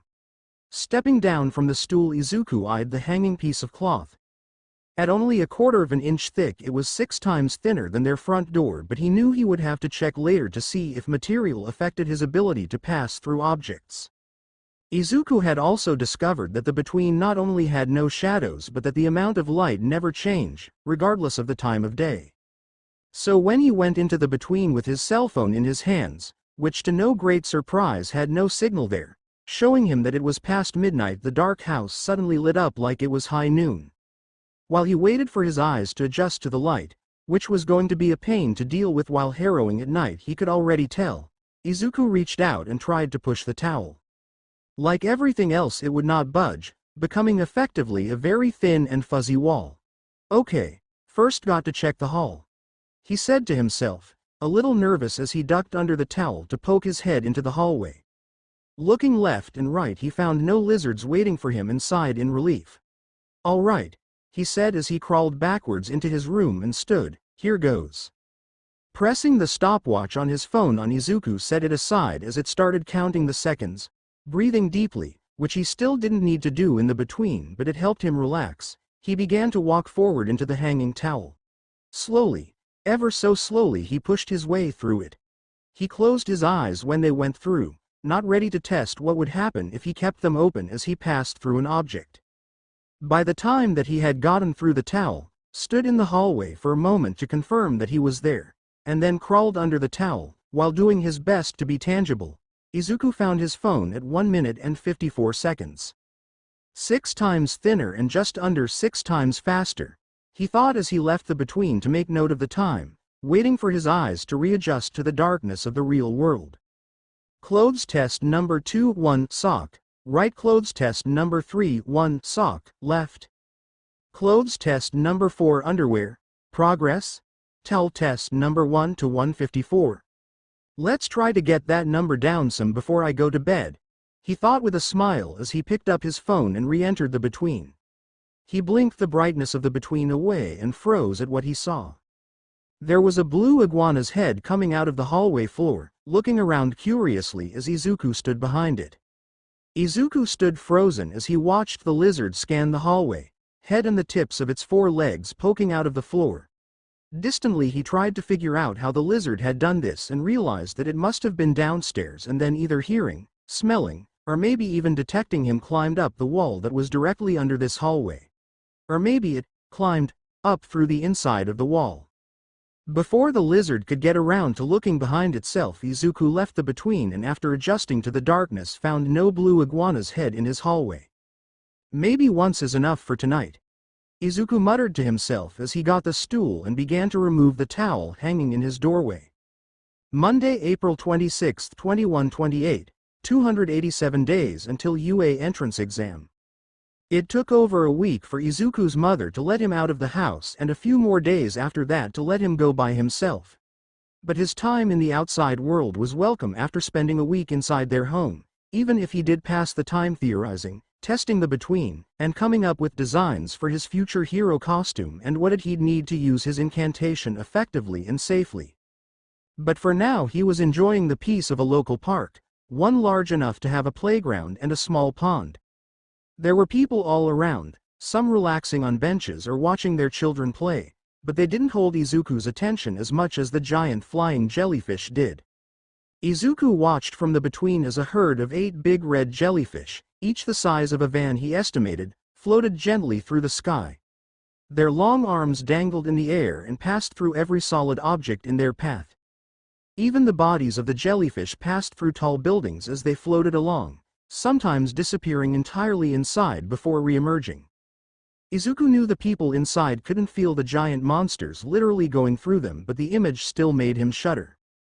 Looking around, Izuku noticed that there were some blue iguanas getting near the pond's edge and looking towards him. Sighing, he turned from them and began to walk from the pond's center and back towards land. He had found out that he really couldn't affect anything in the real world from the between, which included water. It was as solid to him as the ground was. That didn't mean it was easy to walk on, of course. The water was constantly shifting slightly, so he had to fight to keep balance. It didn't help that there were some kids throwing rocks into water and laughing at the ripples they made.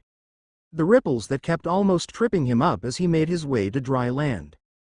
Once he was there, he looked back at the pond and saw the blue iguanas slowly walking across it towards him. They didn't seem to have it easy when walking on water either. Not wanting to let them catch up, Izuku walked to a public restroom and after checking that all of the stalls in the men's room were empty and he was alone, he left the between.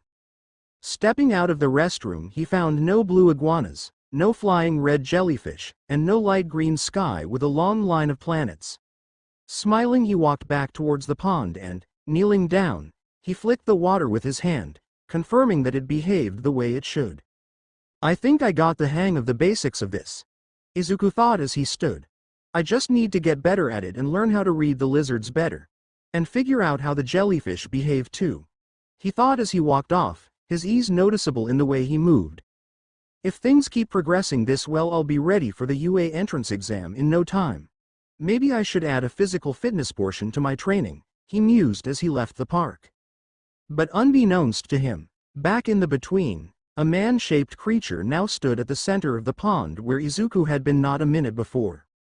The creature stood 14 feet tall and had skin like red leather with the occasional ridge or spike coming out of the skin. It had no facial feature and its head was a perfect oval on a square neck that nonetheless followed Izuku's movements. Its arms reached all the way down to its ankles and did not end in hands but a tube-like opening. Its legs were thick and strong and ended with clawed prehensile feet like an ape's but with a thumb on both sides. The between man silently watched Izuku Midoriya walk out of the park and continue on his way home before beginning to follow him. The between man's long strides and swaying arms went unnoticed by everyone as it steeped over and occasionally through them. It had only one focus, one target, and that was Izuku Midoriya. Chapter 4. King of the Between. Wednesday, April 28, 2128, 285 days until UA entrance exam. The robber woke up to the ringing of his special cell phone. While a night of hard drinking with friends and an early morning spent in bed with a very flexible woman would have left him sleeping through the buzzing of his regular phone, his eyes snapped open when he heard a friendly little jingle coming from his coat on the floor. Groaning and clutching his head to try and soothe his hangover, robber shot out of bed and pulled the plain cell phone out. "What?" Robber snarled as he answered as he sat back down on his bed, his partner groaning and turning away from him but just now waking up. He took a moment to enjoy her bare back and behind, her skin a lovely shade of bright green due to her quirk, before the entertainer spoke. "Good morning, Rob," she said, all chipper and probably not hungover. "Guess what you get to do?" This better be important." "I've got a killer headache and more." He eyed his sleeping partner's bare behind again. "Important things to do today." "You do have something important to do," she agreed, and he could tell that she was grinning. "The compass is acting up." "And it does that anytime." Robber looked at the woman in his bed and stood up, quickly walking to his bathroom, going inside and locking the door. "Anytime something from the between comes over. Or thinks about coming over, really. Every time we send somebody out to try and find what's going on, the thing's either dead when we get there or it goes back on its own. It's a wild goose chase no matter what." "Now Robbie," she somehow admonished happily, "are you suggesting that we just let some monster or non-human go? Are we just going to start letting in everything that crawls into our dimension or city just walk all over us until they try something?" He could hear the grin in her voice. "That sounds like fucking traitor talk to me." "Fine, I get it. Where are you so I can get the stupid compass?" Robber asked as he rubbed his eyes. "What's got you in such a good mood? Your dealer hook you up with something new?" "Oh, yeah." The entertainer answered positively before telling him where she was. With a street address he ended the call, and with a heavy sigh he exited his bathroom. He found his partner awake and sitting up in bed, her breasts on full display for him to enjoy. "Morning," she greeted with a warm smile, her long red hair covering one of her eyes. "Closer to noon actually," Robber said as he walked over to his bed and sat down, smiling at her. "How you doing?" "Great, last night was so much fun," she said as she leaned forward to get closer to him, probably to kiss him. "I haven't had any in." "Thanks, but," he pulled back, cutting her off, and she blinked confused. "I'm going to need you, and I mean this in the nicest way possible. Grab your shit and get out." The pencil that Izuku was holding easily went across the page of the journal in his lab, filling in the dark spots of his attempt to draw the sight in front of him. He looked up from the journal at the dead flying red jellyfish lying in the middle of the street. What little of it that wasn't paste due to being run over by unknowing drivers was currently being feasted on by a horde of blue iguanas. While initially frightened by the sight of so many of the lizards that had faded when he realized that they were far more interested in the easy meal in front of them than him. So now he stood in the between, standing on a sidewalk doing his best to sketch a good representation of a blue iguana now that he had so many in front of him not attacking him. "I need to come up with a name for them," Izuku muttered to himself as he shaded in the darker blue of their underbellies. "I can't just keep calling them blue iguanas." He spent some time coming up with some names to avoid thinking about the real topic on his mind. The next first quarter moon was in 9 days. His first chance to make the sacrifice to the god that now owned his soul in exchange for the spell that brought him to the strange space he was currently standing in. If he didn't do it then or a month later, then he would miss his spring offering and have the hounds sicked on him and everyone he loved. He needed to sacrifice a living create that was a quarter of his weight and with little muscle but no real fat. He weighed just over 100 pounds. So he needed to find an animal just over 25 pounds. A quick look online showed he'd need a medium-small dog or some kind of young farm animal. To his surprise, a search of the blue iguanas from Grand Cayman, the ones in the real world that the police mistook the between lizards for, showed that they weighed on average 31 pounds. Their between counterparts, however, did not weigh anywhere close to that despite being the same size. He'd be surprised if the largest weighed more than 12 pounds. Still, even if they did meet the required weight, he would find it difficult to sacrifice them. He had killed one before, rather violently at that, but that had been because it was attacking him and he was in a desperate and pained rage. But to slit the throat of creature that would have to be at his mercy. Sighing, Izuku snapped his journal shut and put it back into his new backpack. He watched the iguanas eat for another minute, wondering what could have killed the flying red jellyfish or if it had died of old age, before he continued down the street. It had been over 2 weeks since he got kidnapped and his entire world had been turned. Well, upside down didn't really do it justice. Was there a word for learning that the entire world and universe worked the exact opposite of what you believed and the people you thought were crazy were right all along? And to top it all off, he would be going back to school next week. Which meant that he'd have less time to spend learning how things worked in the between, like how since he couldn't affect blades of grass it made walking on lawns like trying to cross a bed of crooked nails, and improving his abilities in it. In the journal currently in his backpack that was normally hidden in his room, the latest tests read as thus. Clothes test number 282, socks and underwear towel test number 17 to 149. 15 days after he began his training and he had only progressed to keeping a few pieces of clothes in the real world and shaved off 5 seconds while traveling through a simple towel. If he kept it at his current rate, then he'd be able to walk through the towel and probably be able to leave anything touching him behind in the real world with 5 months to spare until the UA entrance exam. But there were things he wanted to make sure of before he claimed to master the between, one of them being how the lizards were able to burrow underground and climb up inside walls while being intangible. And he wasn't even going to try figuring that out until he could walk through at least a towel like it was nothing. Then there was another problem that came with going back to school. Everyone there knew that he was quirkless and Kachan, and others loved reminding him of that. So when and, more importantly, how was he going to break the news that he had a quirk now?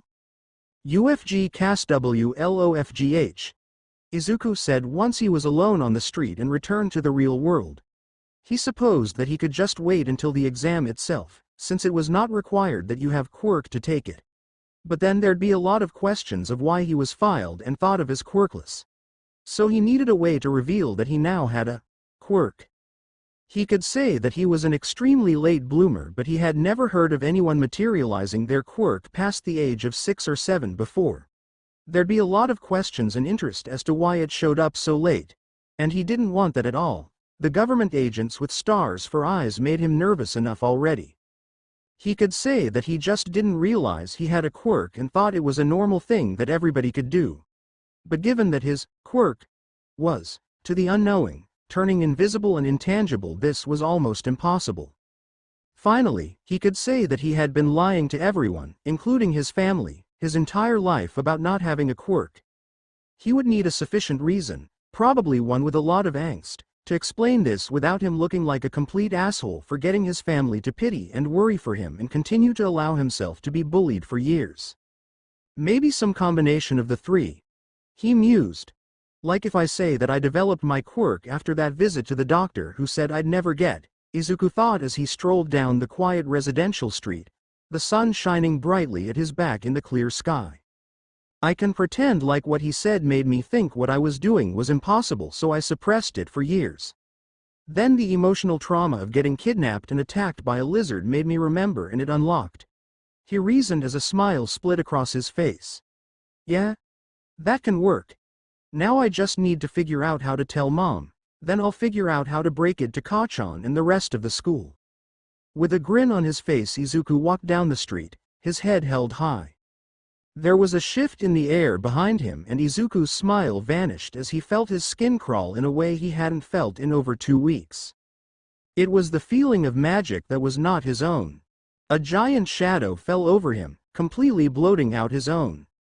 Slowly, Izuku started to turn to look behind and above him and stopped when he saw the between man standing there. The blank, red leather oval-shaped face, looking down at him. For a moment they stood there like that, Izuku's heart beating a mile a minute and his blood going cold. What is Izuku started to think before the Between Man raised its right arm and, with Izuku still rooted in place trying to figure out just what he was looking at, it quickly slammed it into his back. Izuku went flying across the street and into a parked car, slamming front first into the back left side door so hard that it left a large dent. The car gave a single loud chirp, a warning from the alarm that any continued activity would set it off. Gah! Izuku cried out in pain as his eyes went wide and the breath was knocked out of him. He fell onto his back and tried to breathe as the Between Man turned and looked at him lying in the street. What is this thing? He thought in a panic as he looked at it. From the red leathery skin, giant 14-foot height, long tube arms that reached its ankles, feet like an ape's with thumbs on both sides, and a blank oval head, nothing about it seemed remotely from this world. So that and its use of magic made it pretty clear that it was a monster and not a villain. Coughing and rolling onto his front, Izuku stood and looked at it. The Between Man made no threatening moves and just stood there watching him. What do I do? He thought in a panic. I wasn't expecting to encounter something like this until after I became a hero. I need to get away from this thing. He looked up and down the street and started edging his feet the direction he had come, getting ready to book it. The Between Man was not happy about this. It closed the distance between them with just 2 steps and pulled its left leg, the prehensile foot at the end closing into a fist. Izuku managed to move his head at the last second, dodging the blow that sailed past him and punched through the glass of the car door's windshield. This triggered the car alarm and broke Izuku out of any fearful hold he was in.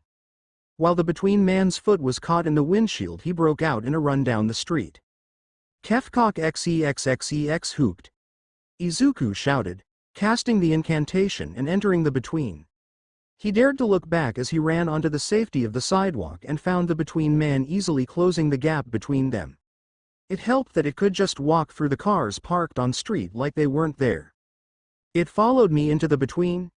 Izuku realized with a fright. But I didn't hear it speak the incantation. Not that it could with no mouth. It can enter and exit whenever it wants. How do I get Awa? Before he could finish his thought, the Between Man raised its right arm and pointed the end of the tube-like appendage at him. Out of the opening slithered a pale teal tentacle covered with deep purple spikes that stood up as soon as they were out of the arm. The tentacle shot out towards his legs and Izuku leapt forward to dodge it, nearly stumbling when he landed. Don't get caught, don't get caught. He breathed as the Between Man bounded next to him, its bottom half in a van. It seemed to grant Izuku's request and instead of wrapping the tentacle around him brought it against his back like a whip. Ah! He cried out as his new backpack exploded and showered its contents onto the sidewalk. Izuku didn't stop running and instead shouted the exit words and left the Between. Now alone in the real world, he was granted a few moments of solitude before he looked back and saw the Between Man blink into existence, standing next to the van it had previously been inside. It couldn't enter the real world inside of another object, it seemed, probably not wanting to get split in half. It closed the brief distance that Izuku's jump to the real world had bought him in a second. Damn it! He cursed as the small space between the cars in the street and the wall next to sidewalk left him precious little room to dodge the spiked tentacle. Breathing heavily and beginning to feel his muscles burn, Izuku couldn't dodge them forever. The tentacle wrapped around his left ankle and the spikes dug into his skin, drawing blood. Before he could even cry out in pain, the Between Man lifted him off the ground and flung him over the street, sending him flying over a fence on the other side. Izuku screamed as he soared through the air and crashed into the ground, remembering to shield his head with his arms. He groaned in pain as he heard voices and feet rushing towards him. He opened his eyes and found a number of children in matching uniforms holding catcher's mitts as more in different uniforms ran over with a number of adults he assumed were their parents. Izuku had been thrown into the middle of a Little League baseball game. "Hey, are you okay?" one of the kids asked as they looked down on him on the ground trying to get back up. "What were you doing in the air?" Run!"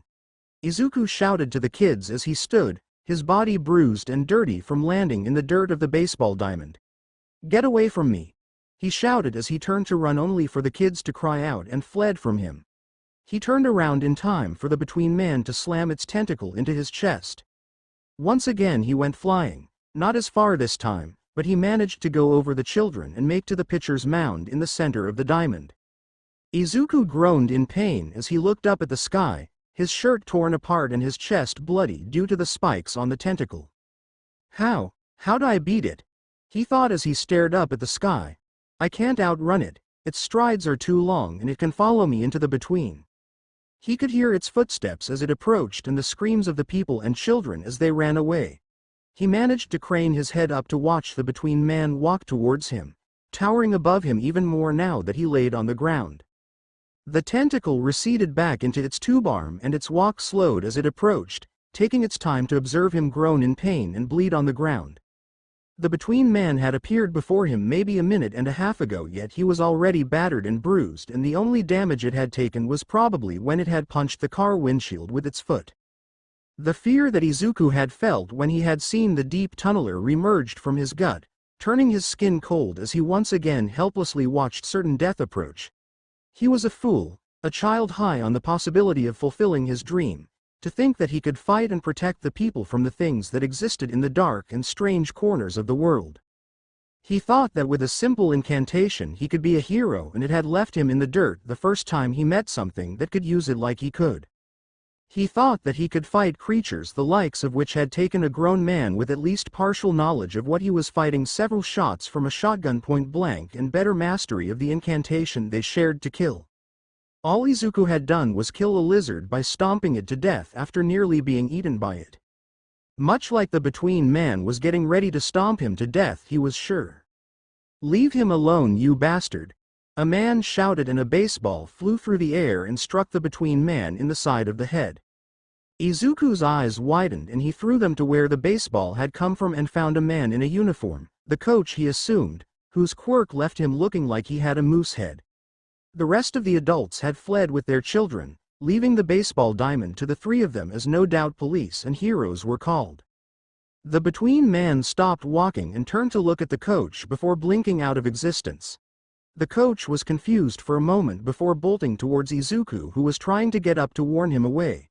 But before he could form the words through the pain, the Between Man reappeared at the side of the coach and kicked him square in the chest, sending him flying into the grass.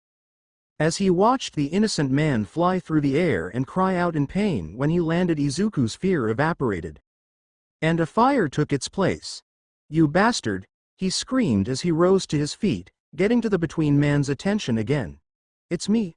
I'm WHO you're here for," he cried out as he stood there glaring at the monster, his shirt in tatters and his chest bloody as it rose and fell to try and breathe through the pain.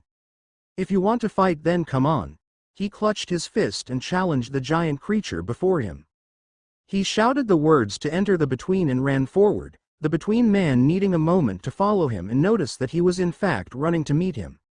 This time it released both tentacles from its arm tubes and raised them up to strike him down.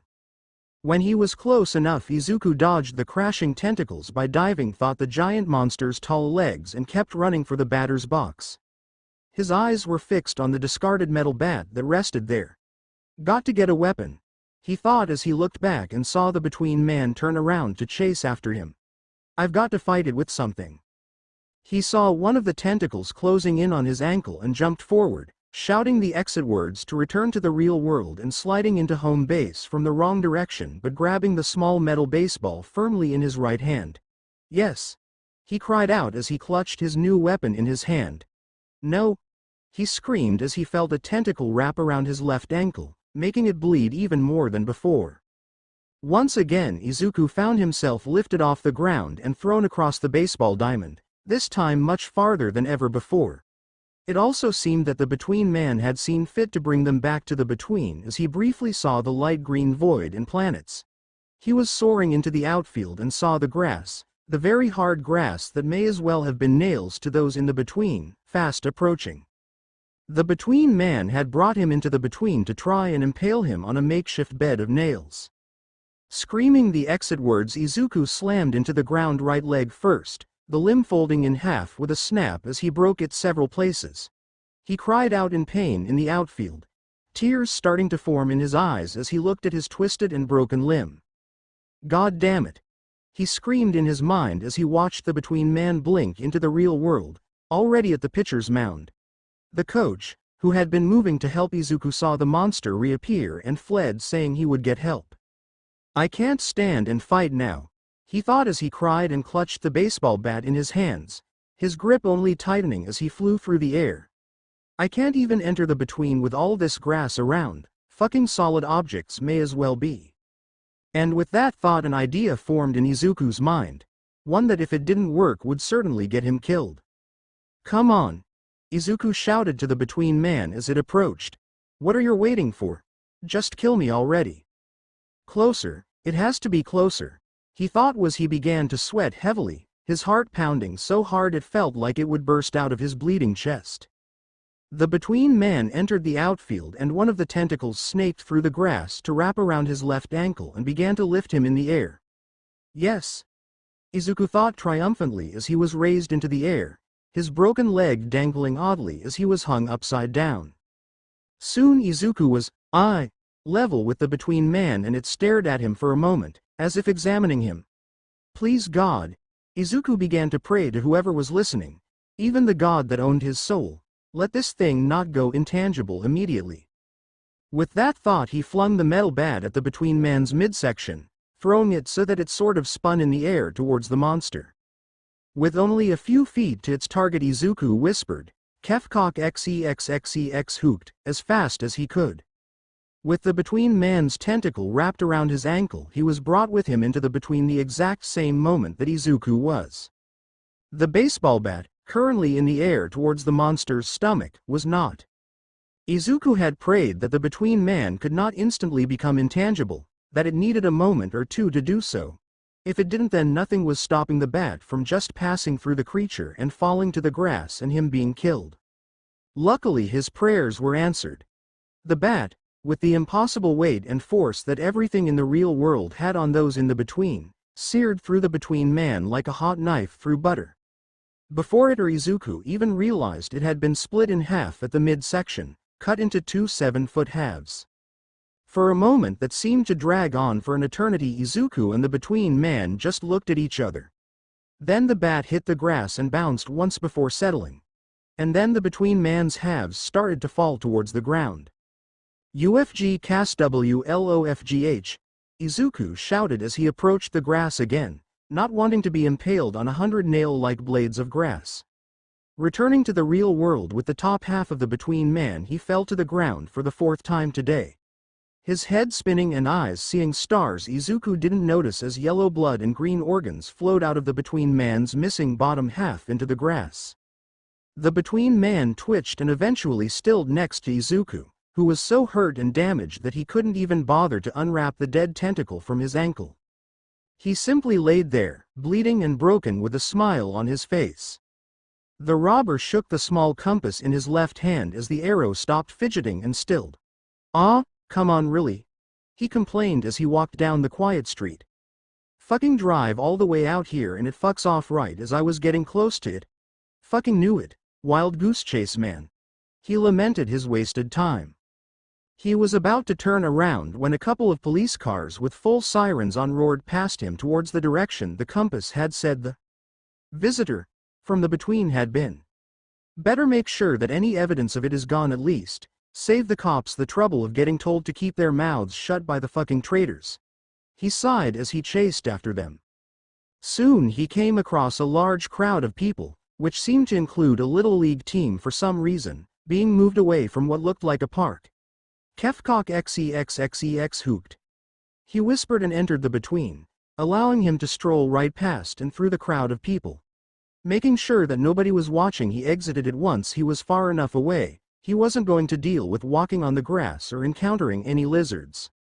Soon he spotted what all the commotion was about, the corpse of one of the weirder Between inhabitants, one he had never seen outside of the Between before. But what interested him more was the fact that it had been cut in half and there was one fucked up kid attached to it by a tentacle. "Fucking hell, kid," the robber said as he looked over the scene. "You do this?" He turned to look at the boy, but he was too out of it from his injuries to answer. Instead, Robber went about investigating the scene himself. After some back and forth into the between to find the other half of the body, he constructed a rough idea of what had happened. Cutting it in half with a baseball bat in the real world while it's in the between. He whistled, impressed. You're either really smart to figure that all the rules of the between when it took you over, or you've been going on your own little trips, he said to the pretty much unconscious boy. Either way, you killed it. Would have taken probably all the ammo I brought with me, he mused as he felt the revolver stashed in his coat pocket. You know, he said as he saw the police start to approach, already shouting at him to know what he was doing, we usually kill people who see too much. He kneeled down and touched the boy and the dead monster and entered the between with them, vanishing before the cop's eyes. But we do have a special exception. He smiled as he picked up the boy and slung him over his shoulders, taking care with the shattered leg. If we find somebody who took care of the problem before we got there, well, then there's somebody we want to try to bring onto our side. So congrats, kid, the robber said with a smile as he walked past the confused police who stared at the remaining yellow blood. You just earned yourself a stay of execution. Chapter 5. The Good Guys. Izuku drifted in and out of consciousness, the damage to his body making it very difficult to stay awake, but the occasional jolt of pain kept him from sleep. He was aware that he was being carried and then driven somewhere, judging by the starting and stopping and turning that he felt under his body. Mom is going to lose it, he thought dully, the pain making it difficult to do so. I was supposed to go back to school in a couple days. I lost my new backpack too. He remembered how the between man destroyed his backpack when it had tried to whip him with its spiked tentacle. How am I going to explain this to the police? He wondered as the vehicle he was in made a sharp turn and the smooth ride got bumpier. They assumed the lizard was an animal with a quirk. I don't think I'll be as lucky with the thing that attacked me. If they make a big scene about it, then the government agents might. The vehicle he was in came to a slow stop and he distantly heard the engine stop and a door open. Now that he thought about it, why was he lying in the backseat of a regular car instead of an ambulance? How'd he get there? Their footsteps around the car and the door next his head opened and a grinning man looked down at him. Wakey wakey kid, the man said as he hooked his arms under Izuku's armpits and lifted him up. He was in his mid-20s and had black hair that was slicked back by some kind of gel, and Izuku couldn't tell what color his eyes were due to the stylish sunglasses he was wearing. He was dressed in a fine light blue suit with nice brown shoes that were getting dirty in the drying mud that he had parked in. Ah! Izuku yelled when his broken right leg was dragged out. Calm down, calm down. The man soothed as he lifted Izuku up and put one of his arms around his shoulder so he could limp with him. Izuku looked around and found himself in the middle of a construction site, the area fenced off around the skeleton of a multi-story building. There were a number of construction vehicles and supplies that were laying around and looked like they hadn't been used or moved in a long time. There was a single small office trailer off to the side of the main area which they had parked in and were now walking to. Who are you? Izuku managed to ask as he looked around confused. Why haven't I been taken to the hospital? Names are very important things, kid. The man carrying him along denied with a smile. You can call me the robber and my associates, and I would like to talk to you about some things. They reached the only door on the trailer and the robber pulled out a key and unlocked it. Izuku was carried inside and sat down on a couch pushed into the corner. From there he watched robber switch on the lights, revealing the map of the city tacked onto the wall, a foldable table with a couple of chairs and a single door leading to another room. Robber then pulled a plain-looking cell phone out of his coat pocket and dialed a number. Hey, N? Robber said as he sat down and leaned back in a chair at the cheap table. You know that between business? Izuku nearly shot up when he heard the word, between. Yeah, went exactly like I thought. Dead before I got there. But, the robber said with a smile and looked at Izuku on the couch. I got the guy who killed it with me at the construction site. Yes, I'm serious. Oh, come on. We just lost Hunter and Hound. We need to at least try to get our numbers back up. Fine. How long until you get here? All right. See ya. Robber sighed and put his phone back in his coat pocket before turning to Izuku. Here's a piece of advice, kid. he said as he pulled out a pack of cigarettes and lit one with a lighter. Never let a drugged-up reporter know what days you're free. She'll drag you out of bed to run around all day and then throw a hissy fit when you need her to drop what she's doing. How do you know about the between? Izuku asked, ignoring Robber's advice as he stared fearfully at him. He doesn't look like one of the government agents, but they may not all look like that. And he could be a vigilante. He remembered the image of the man with the shotgun who had nearly killed him and the two men who had stars for eyes who threatened to do so if he talked. I'd rather talk about where you learned about it. If you know its name, that means you know the spell and weren't dragged there by that thing. The robber said before taking a drag from his cigarette, turning the question back on him. But there's really only two ways you could have learned the incantation, he said as he exhaled a plume of smoke. One is that you learned it from someone or a group that uses magic regularly who either taught you or you copied them. Robber took another drag and exhaled. And the other is that you stumbled upon it in some old book or maybe online and decided to try it out and see if it really worked. He lowered his cigarette and tapped some ashes off onto the carpet. So, which is it? Why should I tell you? Izuku asked, getting defensive. I need to get out of here. I need to think of a way to escape. His eyes shot to his destroyed leg. But I can't even walk.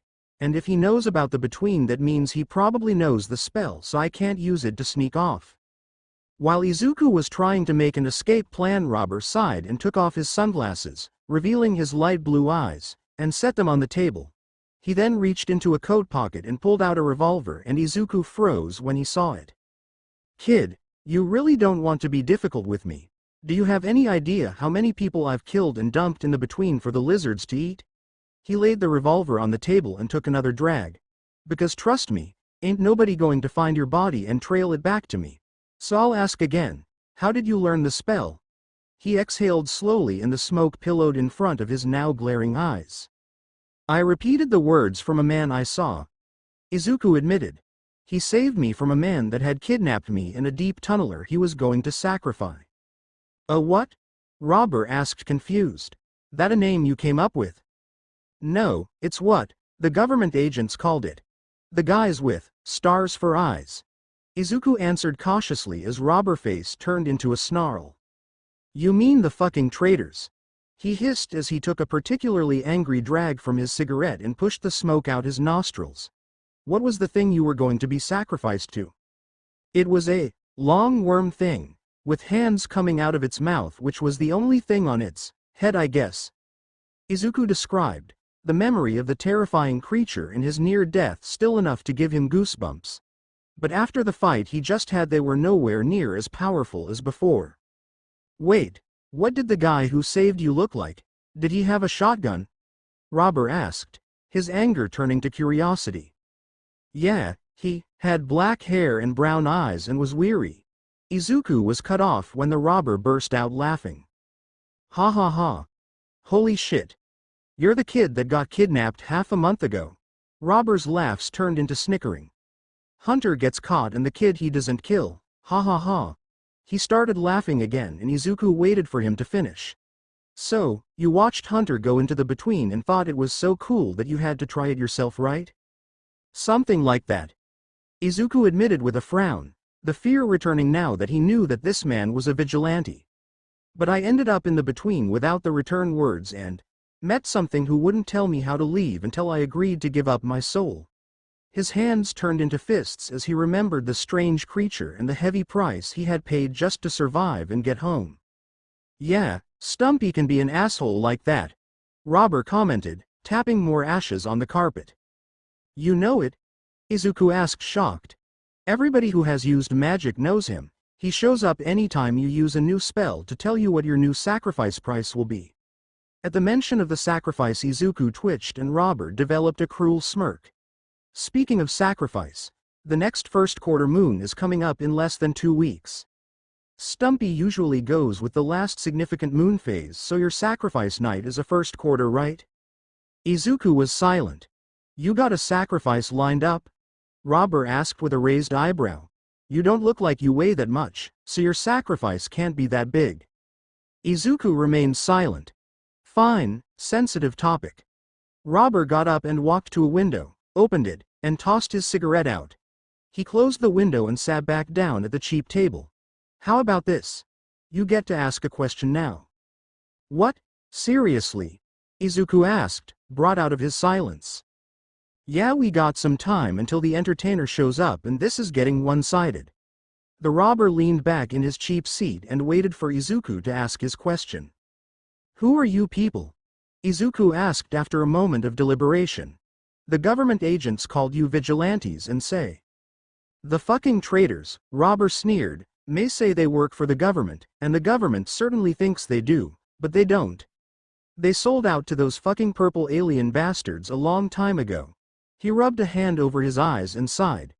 We don't have an official name, but we were founded by those in the government's Occult Defense and Research Division who didn't feel like selling out our species for some fancy tech and surgery with the promises of eternal life and pleasure.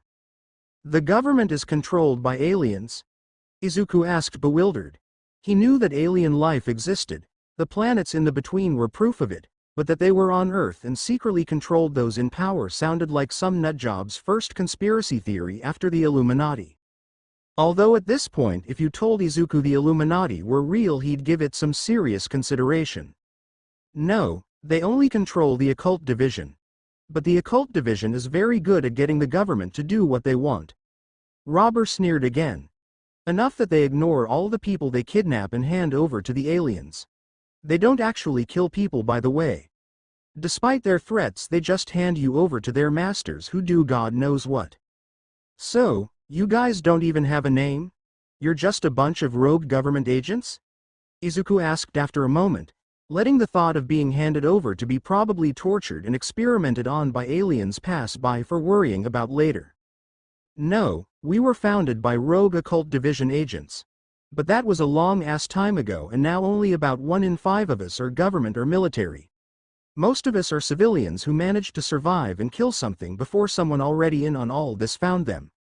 Robber smirked at a memory. I got in after I tried mugging a dude who turned out to be not entirely human. Nearly ripped me in half before I jammed my knife into his throat. I got found by the driver who was tailing him, and he brought me in to have this same conversation. He took a moment to look around the trailer. Although we had it in a much nicer place. Are you trying to recruit me? Izuku asked, astonished. Why do you think we're having this conversation? Robber asked his own question in return. If I wasn't, I'd have blown your brains out while you were half dead next to that thing at the baseball diamond. Nice job, by the way, impressive kill. Your murders? Izuku roared and sat up in the couch, ignoring the flare of pain from his broken leg. That hunter guy was going to blow my head off. Whoa, loud. Robber said with waving hands. But yeah, we do kill people. For the good of them and society as a whole. What? How? Izuku demanded to know. How can murdering innocent people be for their own and the greater good? How's that soul sold to an old god working out for you? Robber asked with a cocked head and smirk. You looking forward to being damned for all eternity when you die? For nothing more than repeating some words you heard from Hunter? His smirk got larger and crueler. You know, if he killed you, then your soul would be at rest, safe from whatever our master has planned for all of us. My own fuck up is not a reason to murder innocent people. Izuku argued loudly. You kill people merely for seeing too much. Yeah, too much. Robber agreed. We don't kill people for seeing anything, only when they see something that will most likely kill or ruin them or someone else somewhere down the line. He leaned forward and put his elbows on the table, intertwining his fingers. If you had just seen the deep thing, then Hunter could have just told you it was an insane dude with a fucked up quirk. Hell, you know how many times I've said, it was just a weird quirk, to someone who saw something. But, Izuku started to falter. Why would hearing some magic words be enough to have someone killed? Because magic is fucking easy. Robber declared simply. All it takes is the ability to speak some 3 to 7 words. That's it. If you can talk and read or repeat what you heard others say, that's all it takes to learn an incantation. Rituals may seem more complicated, but they're actually just step-by-step instructions. And the most dangerous thing is that magic is information. Do you have any idea how many spells are posted online mixed in with all the bullshit spiritual stuff? The robber sighed and rubbed his eyes. One of the first jobs I went on was investigating a string of high schoolers coming down with a sudden sickness that slowly turned them into nothing but flesh and bone and left them hospitalized. I eventually found out that all the kids were bullies to some little emo kid who decided to try cursing them for revenge. And he stumbled upon an actual curse when browsing some site detailing genuine occult rituals. Robber snorted. All but the one he used were bullshit. No magic incantation or ritual uses a modern human language. Did you kill him? Izuku asked coldly, glaring at Robber. Yeah, I did. Robber answered confrontationally. He nearly killed 4 people who were mean to him and was fucking reveling in it. When I found him, he was literally getting ready for another ritual to curse more people. If he lived, I guarantee that he'd be searching for more spells to try and become more powerful and perform his twisted little revenge fantasies. Just because one person goes crazy, Izuku started to argue before he was cut off. It's not that he went crazy, it's that he got the information and had the ability to spread it. Robber interrupted with an angry pointed finger at Izuku. The person who put the ritual online either never practiced it and just copied it from somewhere or wanted it to get out and cause pain and suffering. That kid could have easily done the same, spreading that ritual to others by word of mouth or posting it on other sites for people to try. Each one who did would damn their souls for all eternity, even if they never practiced magic again.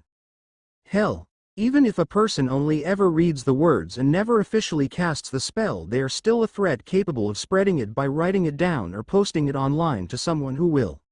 Robber continued to argue. You must think of magic as a disease, he explained slowly, a potential plague, lying dormant inside of every person who comes into contact with it, sometimes for years, until the incubation period is over and they speak the words. They may not die doing so, but their souls will be irreversibly damned. We don't kill people who hear magic just because we fear what kind of havoc they'll unleash. Plenty of quirks can do what spells do, but to also save their souls from eternal damnation. Robber revealed with a satisfied smile. Magic must be contained, at all costs. Oh, so you're all just a bunch of noble. Izuku started to argue again before he was again interrupted. How long did it take you to recite the incantation after you heard it? Robber asked and Izuku froze. A day, a week?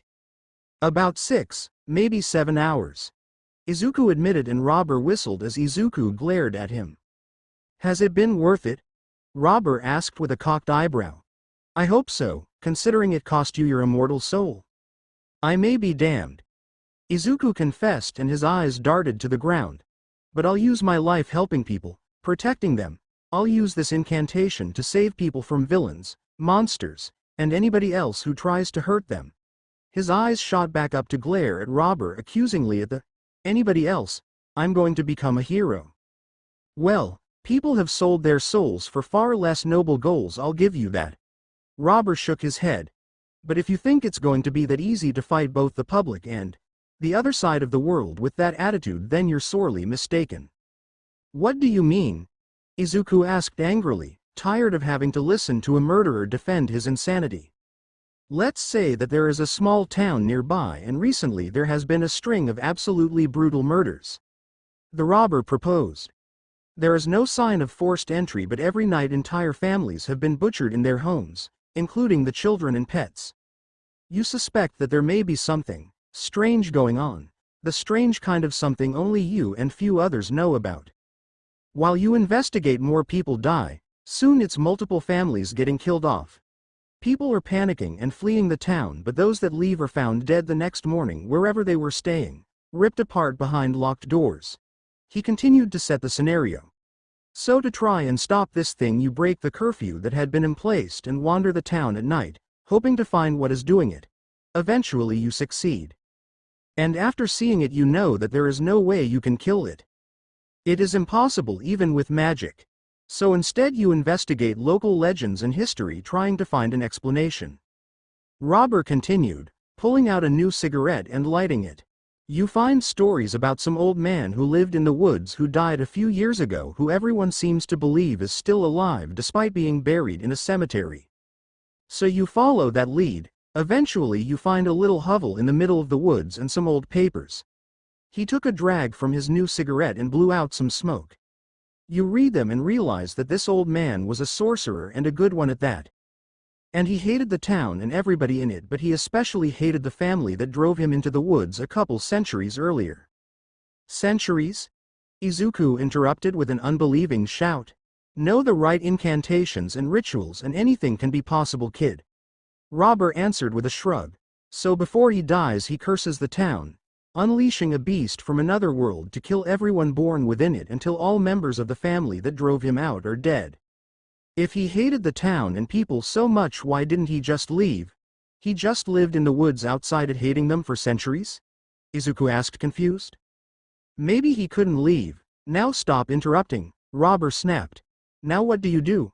He asked after a moment of awkward silence, having actually reached the end of his scenario. I try to break the curse. What else can you do? Izuku answered like it was the most obvious thing in the world. So you've become an expert on magic then? Or do you hope that he left a note saying, if I ever need to stop this thing I can send it back by doing X? Robber asked with a quirked eyebrow.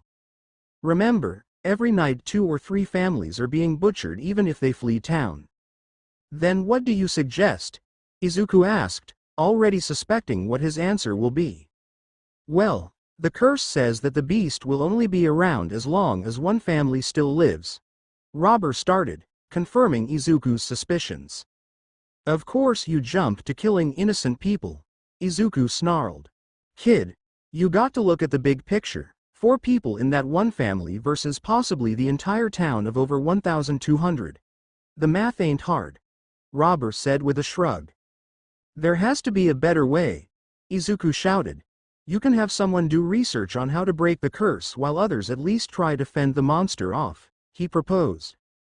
Kid, we are having this conversation in a fucking trailer in an abandoned construction site on the bad side of town, Robber snapped. Where in the fuck would we get the resources to research a curse if the information wasn't on site? Where would we get the people to just drop everything to go fight a monster for an indeterminate amount of time? We all got day jobs and lives outside of this shit. We ain't got a big armory filled with guns and explosives. We got a pistol or revolver for each of us and maybe a shotgun or 2. Robber started to rant now. We ain't got a library filled with magic or occult books from all over the world. We try searching for information online if at all. We ain't got a small army of highly trained soldiers. There are 6 of us in this city and I don't think anybody has any idea how many members we have across the country. But we don't fucking run or ignore anything we find, unlike the fucking traitors. Robber snarled, getting riled up defending his group. They sit on their asses, jerking themselves off on how enlightened they are to make peace with the other side, on helping advance humanity to a glorious future from the shadows and becoming better through the gifts given to them by their masters. If their brains haven't been completely scooped out, of course. They would have let that fucking beast kill until it became impossible to write it off as just a really good serial killer. Robber sneered. But not us. We fight everything we come across, no matter how impossible the fight seems. It's easy to talk about what you can or could do, but when it comes down to it you have to rely on what you have on hand and what you know works. Robber started to finish up. Can you really say that if you knew you had no way of stopping the monster you wouldn't kill just 4 people to save over 1,000? Izuku was silent. Because those are the kind of decisions you're going to have to face when you deal with this stuff, kid. Robber said as he took a drag from his cigarette. And I suspect that the hero biz probably has some tough choices as well. I just don't want to hurt innocent people, it's just cruel. Even if there is a good reason. Izuku whispered. World's a cruel place. Robber shrugged, exhaling smoke. More so than you've probably ever imagined. That it is. A new voice said, and they both snapped their heads to look at the front door of the trailer. Leaning next to it was a young woman, in her mid-20s, dressed in a blue pantsuit with dark brown hair tied up into a ponytail and deep gray eyes. There was also a H&A armband around her left arm signifying that she worked for the Hero News Agency.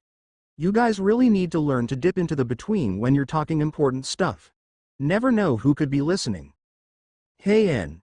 Robber said as he relaxed in his chair. Took you long enough. Shut up. The woman said before turning to face Izuku and looked him over. She saw a 14-year-old boy with a shirt in tatters and deep cuts all over his chest that was covered in dried blood, a right leg broken and twisted in all the wrong directions, a bloody left ankle, and bruises all across his arms. When you said that you had a potential recruit, I pictured someone older and not half dead. Yeah, I know that you prefer much older men. Robber joked from the table. Ones that are more than half dead and willing to leave you everything they have to feel young again. Fuck you. The woman responded calmly. Who are you? Izuku asked finally, snapping out of the surprise of the woman suddenly appearing. I'm the entertainer. She introduced herself, still leaning against the wall next to the front door. I'm second in command for this lil group. Basically, I play dispatch and get any free members to solve any kind of problem we've discovered. She explained as she moved away from the wall and walked to stand in front of him. I also have final say on any potential new members joining up. And, she turned to face the robber and frowned at him. I feel like I need to clear up some misconceptions. Like what?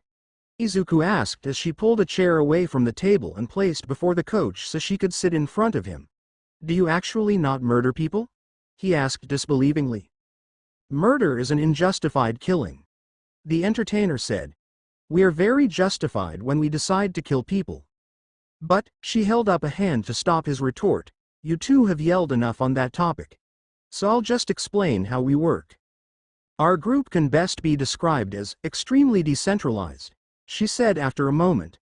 Most major cities have a small group similar to ours with their own leaders. No one group is in charge and we only cooperate by passing critical information along and rarely joining forces to fight particularly large threats. She explained. And on top of that, each group at best only knows about 4 to 5 other groups and where they are based, so no one really has any idea how many members we have. This is all done to minimize the threat of infiltration from the fucking traitors. If any group suddenly starts asking for information or about other groups from those they know, then they're instantly excommunicated and written off as lost. She explained as if it were normal to throw the word excommunicated around. Now the shared goal of our group is twofold. The first is the destruction of all extraterrestrial, non-human, extradimensional, and magical life that is hostile or is potentially a threat to humanity.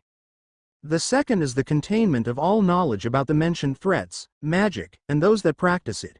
She explained slowly and clearly, Izuku having heard most of this from the robber before if with more yelling. The first is to protect the physical well-being of humanity and the second is to protect its spiritual and mental well-being. Do you really think that letting people know about magic would lead to mass donations? Izuku asked skeptically.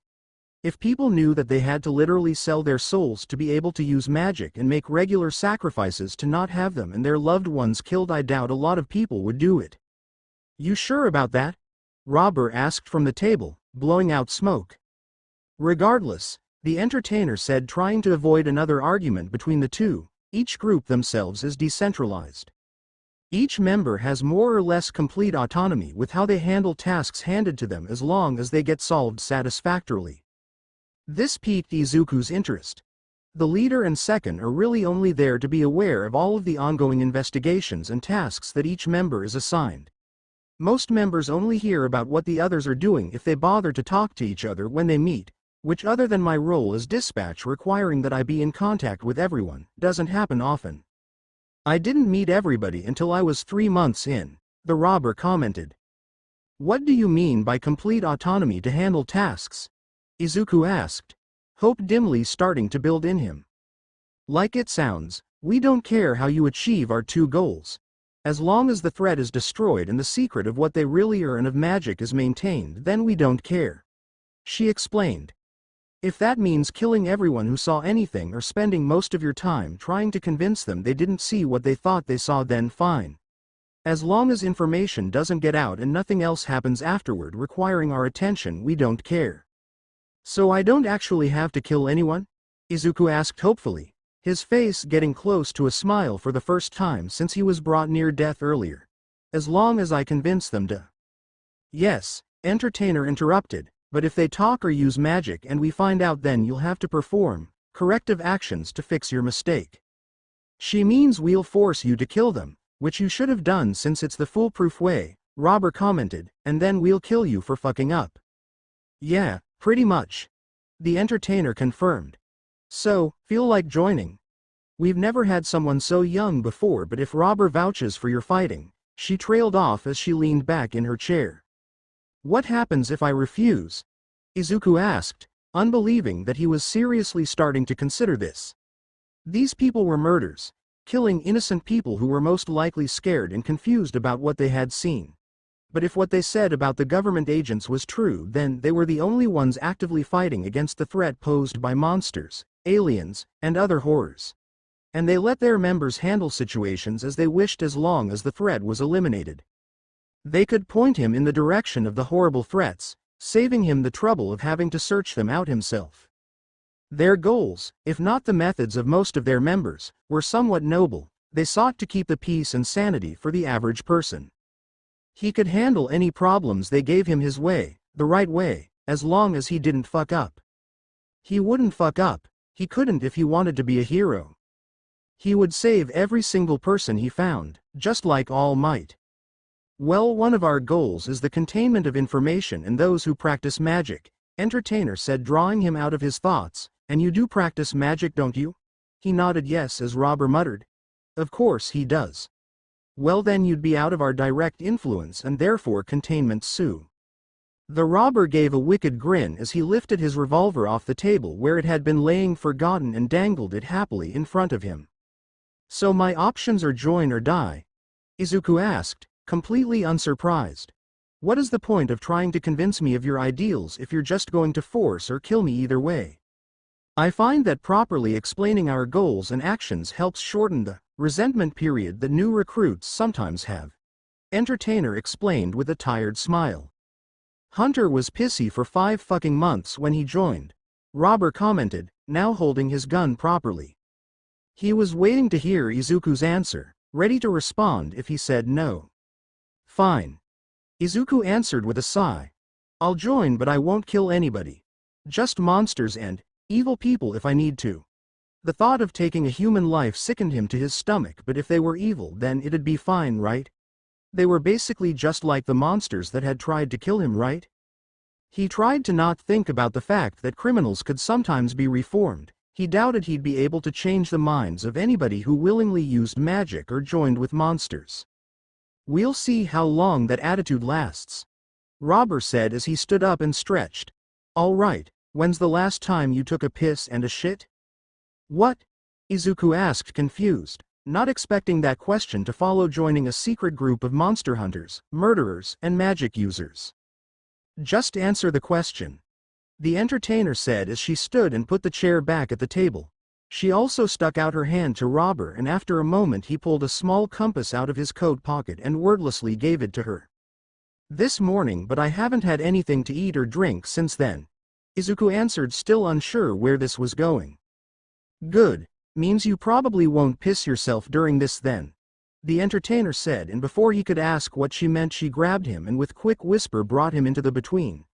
The Robber quickly followed after. Here's what's going to happen, she said as Robber moved to hold Izuku down, who was starting to worry. I'm going to cast a healing incantation on you.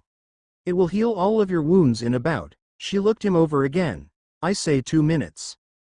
And it's going to hurt worse than anything else you've ever experienced, Robber warned. You won't be able to pass out from the pain either, you got to feel all of it. He smiled cruelly down at Izuku. And if she stops before you're 100% healed, then the wounds will burst back open worse than before. Seriously? Izuku asked, worried, as the entertainer laid her hands on his bare right arm. IAKVBWEKPO Zirkwur Pakwur. She started to chant, repeating the 5 words in a slow, clear monotone. Izuku didn't feel anything at first, and he suspected that Robber had just been messing with him, trying to worry him as revenge for arguing with him. But then the pain came. An eruption of fire and stabbing all over his body as the muscles and flesh began to ride under his skin. His eyes shot open as wide as they could as he tried to arch his back high in a wordless scream, held down by Robber. He could feel the flesh shift under his skin, pushing and pulling on the bones they were attached to. He started to scream when he felt his leg snap back into shape, the bones being pulled into position by the muscles contracting and relaxing violently and then fusing back together. He screamed for his mother, he screamed for God to help him, and most of all he screamed for it to stop. At around the minute mark, an eternity to Izuku, he stopped screaming and merely made gasping and pathetic noises as tears streamed from his eyes. He stayed like this for the rest of the healing. When the entertainer finished and stopped chanting, Izuku collapsed onto the couch, his eyes going dull as his mind retreated to flee the pain and possibility of it returning. He laid there twitching as the robber and the entertainer brought him back into the real world. "How long do you think he'll last?"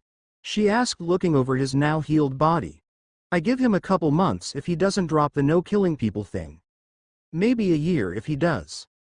I'll agree about the no killing people thing. But if he does drop it, then he could last a while, I say a few years," he said, and she raised an eyebrow at his answer. "You didn't see him lying next to the thing he killed or how he killed it. He cut it in half with a baseball bat in the real world while they were in the between." He looked over at the passed out Izuku. "When cornered he strikes me as the kind of guy who will go all out and pull a miracle out of his ass." He turned and smiled at the entertainer. "I even got his code name picked out, the Slugger." "That sounds awful," the entertainer responded. "You're just mad because you earned your code name by being so annoying a cultist told you to shut up instead of completing a ritual to bind a monster." He grinned as she frowned at him. "I still killed the fucking thing while it was eating him," she defended as she turned to leave. "Take his ass home when he wakes up, I'll go try to find a cell phone and a gun for him." Chapter 6. A car ride home. Izuku woke up with the strange mixture of feeling like he had had the shit beaten out of him and feeling like he was more alive than ever before. When he opened his eyes, the world seemed somehow brighter and more colorful, even with the muted colors of the trailer. He could hear the sounds of the nearby streets more clearly, specifically the sounds of afternoon rush hour as everyone left work. And he could smell the strong odor of cigarettes filling the air of the trailer as Izuku turned his head to find the robber sitting at the cheap table, smoking and playing with his cell phone. "Oh, you finally awake?" Robber asked when he saw Izuku looking at him. "About time. You were out for a couple hours."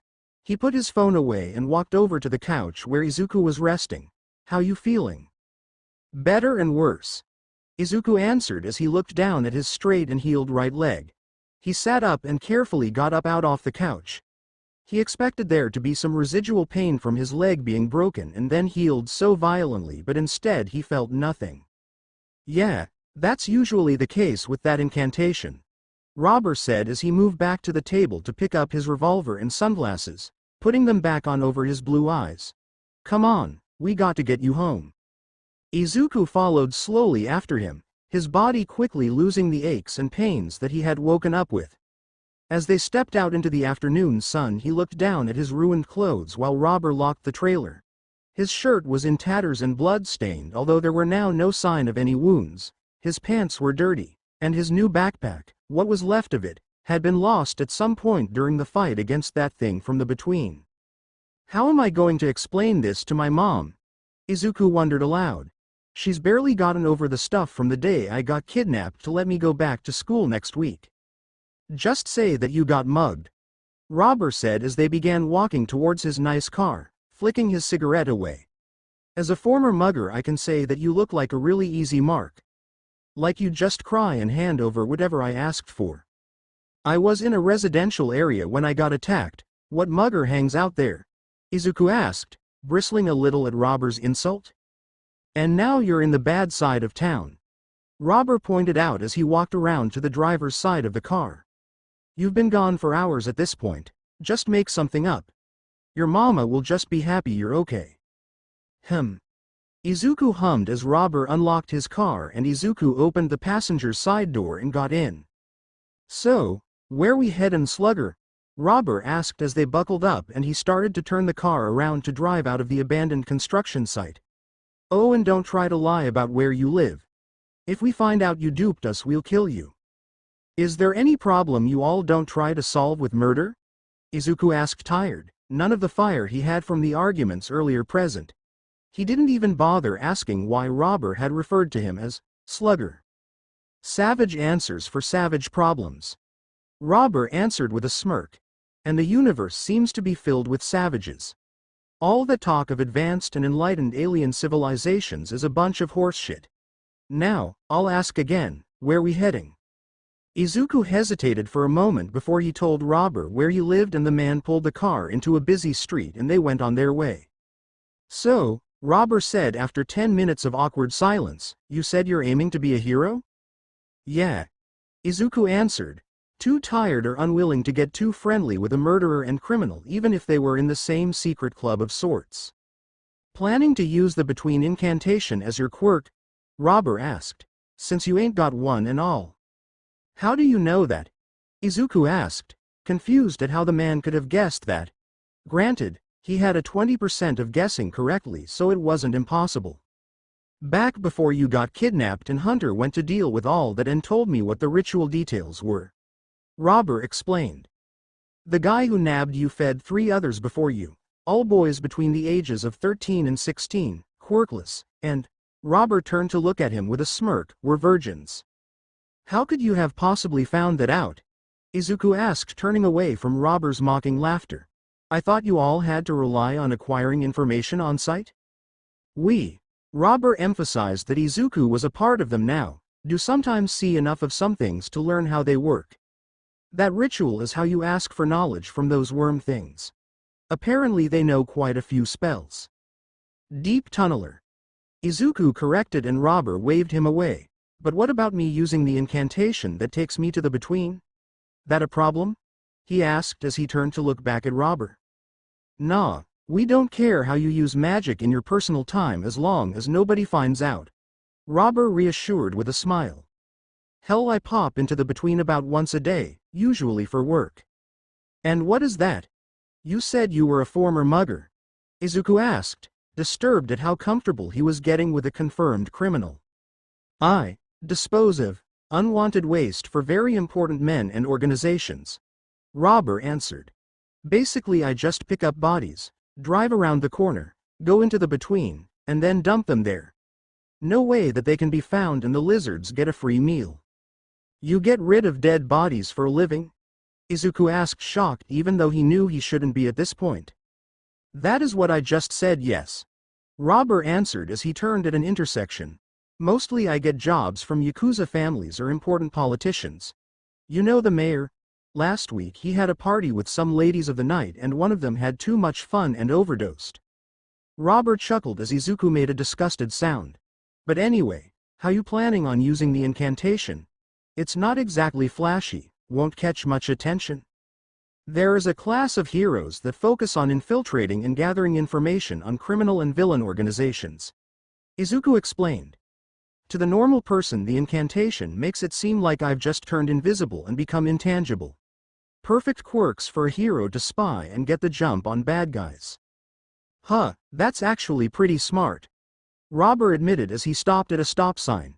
As long as you don't get grabbed by a villain, then you'd be able to just keep jumping in and out of the between where you'd be able to just phase through them and their attacks. Why would I have to worry about getting grabbed? Izuku asked, confused. I can just leave them behind in the real world while I go into the between or take them with me. No you can't. Robber said, turning to look at him like he was an idiot. You can't cast spells if a person with a quirk is touching you. What? Izuku asked after a moment of stunned silence. Did you not know that? Robber asked as he drove forward. No, Izuku shouted.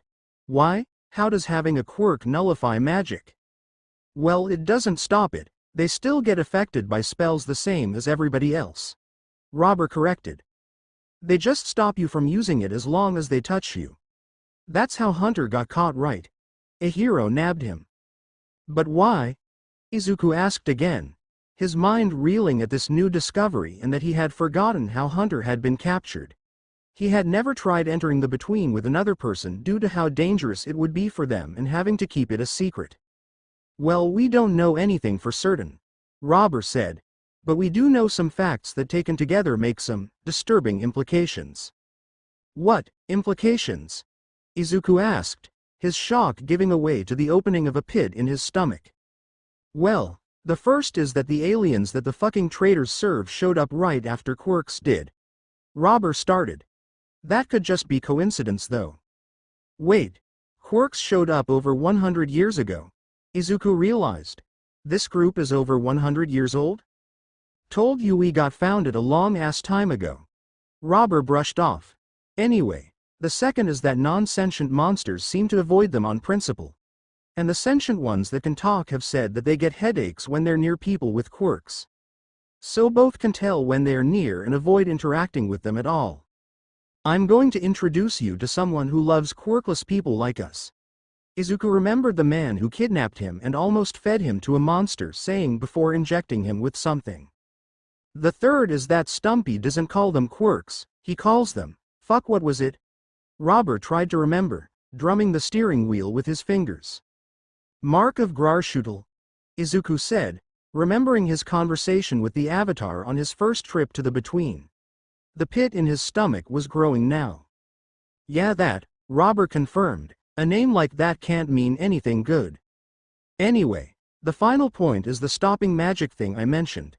I've seen a lot of things, but nothing, not aliens, monsters, or even demigods, just stops magic like a person with a quirk touching you. Robber sneered as he turned the car. What's bullshit is that they can still cast magic even if another quirk user is touching them. Fuck, being quirkless is so unfair. At least we can sneak up on all the fucked up shit we got to fight. You're quirkless too? Izuku asked, the question taking him away from the dread in his stomach. Almost all of us are. Robber answered with a shrug. With you we're up to 7 members and only Racer has a quirk. She's also the only one who doesn't know magic considering she's mute. What does it all mean? Izuku asked quietly, trying to take all of the information in. The boss has a theory he likes to share with us from time to time. Robber said, mentioning the leader of this city's group for the first time. He says that people with quirks are being saved for this Grarschutel thing. That it's marks tell everything to back off and not touch. Why? Izuku asked, the pit in his stomach growing with his dread. No idea. Robber answered with a shrug. Got a bet going with N on what it wants though, assuming we live to see it show up. She says it wants them all as slaves and I say it just wants a varied snack, like one of those bags filled with different kinds of nuts. Earth is the bag and they're all the nuts. Izuku said numbly as he looked at all the people walking on the sidewalk. All of them unaware of the dangers and terrors in the universe and world around them. Hey, Robber said when he saw Izuku start to shake, it's just a theory, slugger. And hell, we'll probably all be dead before that thing shows up, if it even exists. So don't worry. Unsurprisingly, these encouraging words did nothing to soothe Izuku, and the rest of the car ride to his home was spent in silence. This your place? Robber asked as he slowed his car to a stop in the street. Yeah. Izuku answered, pulling his gaze away from his hands in his lap and turned to look at his house. Alright, what's your phone number? Robber asked, and Izuku blinked at the question. So N can call you when she's got your gun and work phone ready for you. Robber explained. Gun? Izuku asked, surprised. I can't have a gun? You can't fight everything with a baseball bat, slugger. Robber pointed out with a smile. Besides, for as freaky as some of these things are, few of them can handle a couple slugs pumped into the right spot. I'm 14. Izuku argued. I can't handle owning and firing a gun. You ain't getting a fucking Magnum, kid. Robber laughed. Although you do look like you could barely handle a .22, but we need you to do more than tickle monsters. Where am I going to hide it? Izuku argued again. If my mom finds it, then how am I going to explain it? Stick it on a high shelf or under your bed in the between, Robber advised. But how am I going to practice with it? Izuku argued even more. I can't just go down to the gun range by myself, can I? Practice in your backyard in the between. Robber advised again, getting tired of Izuku's excuses. Fucking practice on the lizards. I don't care. You're getting the gunslinger. Now get the fuck out of my car and don't tell your mama about your super cool new adult friend who took you to his trailer where you took a long deep nap while he was in the same room. Izuku stared at Robber for a moment before he turned and got out of his car. Welcome to the club, slugger.